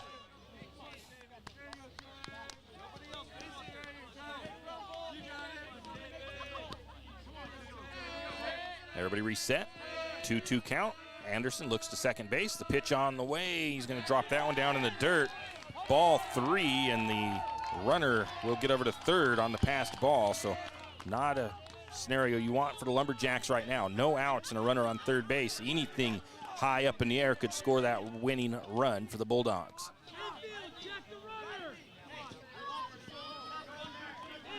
Check 3-2 count, full count for Ebert. No outs. Winning run sitting at third base for the Bulldogs. Whatever happens here, it's been a heck of a ball game. Pitch on the way. Ground ball, and that will do it. I'm sure it's going to score the run that they need. Landon Holmes needed to throw it home. He throws it to first. It doesn't matter. It'll be a fielder's choice basically on that one. Let me see. Do I get gonna call it a fielder's choice? Kind of an error on the second baseman as he throws it over to first. The runner is going to score, and that's going to complete the game. And Landon Holmes had his hands on his knees afterwards because Dylan Holder was standing at home. They had a chance to get that throw home, but it would have been a tough play to make, but it was the play that they needed to try to make. Anyway, St. Mary's falls 14-13 to the Bulldogs in 7 innings. Let's take a break, and we'll come back, and we'll let you know all about this game. Riverbend Car Wash and Laundromat, located next to Harvest Foods in St. Mary's. Open 24 hours, we have washers and dryers of all sizes to get your laundry done quickly. If you'd like to get your laundry done in less than 5 minutes, take advantage of our drop-off laundry service where we wash, dry, and fold it for you. While you do your laundry, be sure to take advantage of our touchless automatic car wash, which has that great undercarriage spray to get the grime off. Riverbend Car Wash and Laundromat can be found at riverbendbubbles.com or call 208-582-4844. When your car's not running right, you want an honest mechanic that provides quality work at an affordable price. That can be tough, unless your dad owns a repair shop. But in St. Mary's, times have changed. You have Jim's Auto, and they treat every customer like family. Get everything from regular maintenance to major repairs done at Jim's Auto and Tire Pros. Jim's Auto doesn't just offer oil changes. They're a full-service shop. Jim's Auto can diagnose that check engine light, change your brakes, and fix your alignment. Ask about Jim's Auto's new express lane with same-day or next-day oil and tire services. And don't forget, Jim's Auto is an authorized Tire Pros dealer with nationwide warranty, service protection plan, and free roadside assistance. Jim's Auto and Tire Pros located at 69 Milwaukee Road, St. Mary's. Winter is in full force, and Timber Country and the Country Fair invite you in out of the cold to check out their winter sale deals. Need some new winter boots or gloves? How does 20% off sound? Maybe a new jacket. 40 or 50% off sounds great. Those deals and more at Timber Country and Country Fair on Main Street in St. Mary's. There's more than clothes as well. Sports apparel, hunting gear, toys, sleds, and more at Timber Country and the Country Fair in St. Mary's. Stop by today.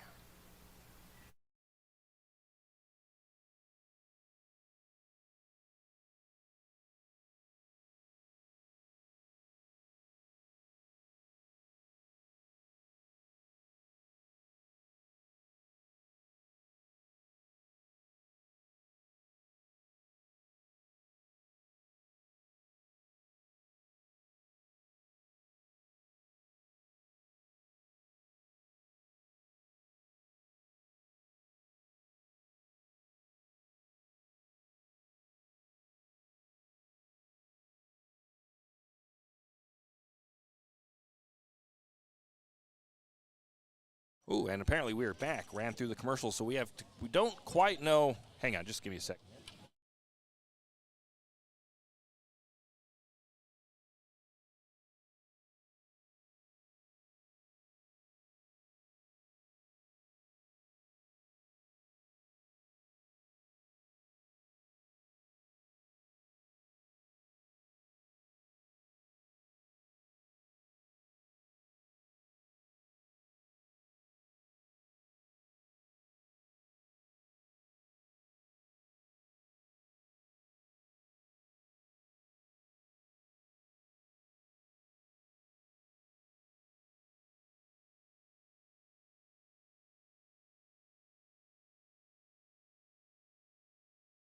Okay, we are back real quick. So right now, from what I'm being told, the Orofino-Kellogg game is going to be at 9 a.m., and then St. Mary's will play the loser of that game, I'm hearing, still at 11 o'clock. I don't know for sure if that's true, but if we find out that that is right, we will try to get here to get the boys' game on the air tomorrow morning, afternoonish. And then that gives us about 3 hours between the boys and the girls' game. So we might be able to pull off that double tomorrow with the girls, with the boys and the girls. So we'll let you know as soon as we know, but I do believe the girls play at 1:30. But back to this game. What a ball game it was. One of the best games of the season so far for the Lumberjacks. I don't know about for Grangeville, but my goodness, this game really was an excellent one. St. Mary's put up 2 runs in the first to take the lead. Grangeville then bounced back in the second, bottom of the second, with 3 runs to take a 1-run lead over St. Mary's. St. Mary's then tied it up with a run in the third, but the Bulldogs in the bottom of the third scored 7 runs, giving them a 10-3 lead. And a lot of people might have thought, well, this game's over at that point. St. Mary's had 1 run in the fourth, held Grangeville to no runs in the bottom of the fourth. Then the Lumberjacks came up, took the lead with a 7-run 5th inning. The Bulldogs tied it back up in the bottom of the 5th before the Bulldogs then held St. Mary's to no scores in the top of the 6th. And the Bulldogs went ahead with 2 runs in the bottom of the 6th, giving them the 13-11 lead. In the top of the 7th, St. Mary's puts 2 runs across, ties it back up at 13-all. The Bulldogs, though, get that winning run in the bottom of the 7th to take it 14-13. The Lumberjacks had 10 hits with 3 errors and 10 left on base. The Bulldogs had 11 hits, 4 errors, 10 left on base. This game couldn't get much more even than that. Take a look at some stats here, batting-wise for St. Mary's. Lumberjacks, one of the best batting averages of the season I think I've seen. 345 on the day. St. Mary's walked 11 times in this one, only struck out 7 times, and had a pretty good game though. So Wyatt Holmes, 667. He had 3 runs on 2 hits, 2 singles, 1 RBI. Brock Anderson recorded 3 RBIs. 1 single, 1 double. Riley Abel had 2 RBIs. batted .333. Milo Marsh batted .333. Dylan Holder, .250. And Trey Gibson, .333. Fielding or pitching side of the things, Wyatt Holmes started off in the game, earned a run average of 15.75, not quite the outing he was hoping for. 2 strikeouts, 6 walks. Brock Anderson came in, helped Lumberjacks battle back. Anderson with 5 strikeouts, 3 walks. He had an earned run average in this one of 6.30 with 3 earned runs. And fielding, the Lumberjacks, .893 on the game. For the Bulldogs, they batted .367. They had a pretty good day at the plate as well.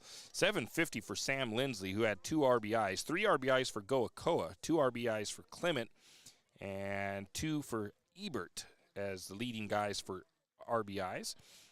Pitching for the Bulldogs, they went through 4 different pitchers in this one. Goakoa started off 4 1/3 innings.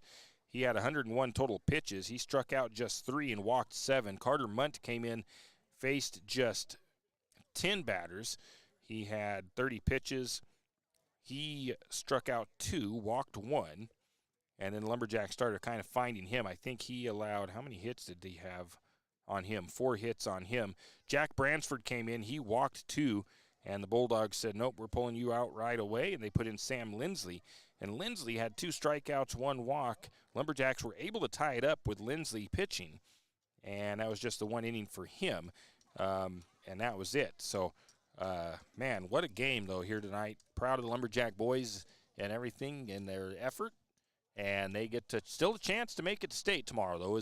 Tomorrow, though, loser-out competition. We will let you know solidly what time games are. From right now, I've heard that I think the boys still play at 11 a.m., and if that is the case, we will try to get here to get that game on the air, as well as then traveling over to get the girls' game afterwards. But that's going to do it here for us from Orofino. Once again, the boys battle hard but fall 14-13 to the Bulldogs. We'll see you tomorrow for more district tournament action here from Orofino. You've been listening to another production of Lumberjack Sports on KOFE 1240 St. Mary's, your Lumberjack Sports Network.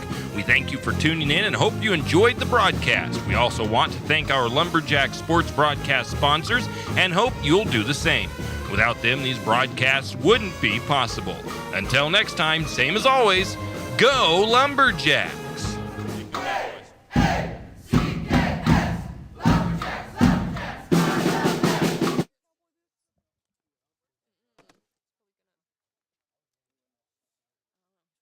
I thought I started recording. I thought I recorded this game. Oh, well, I guess not.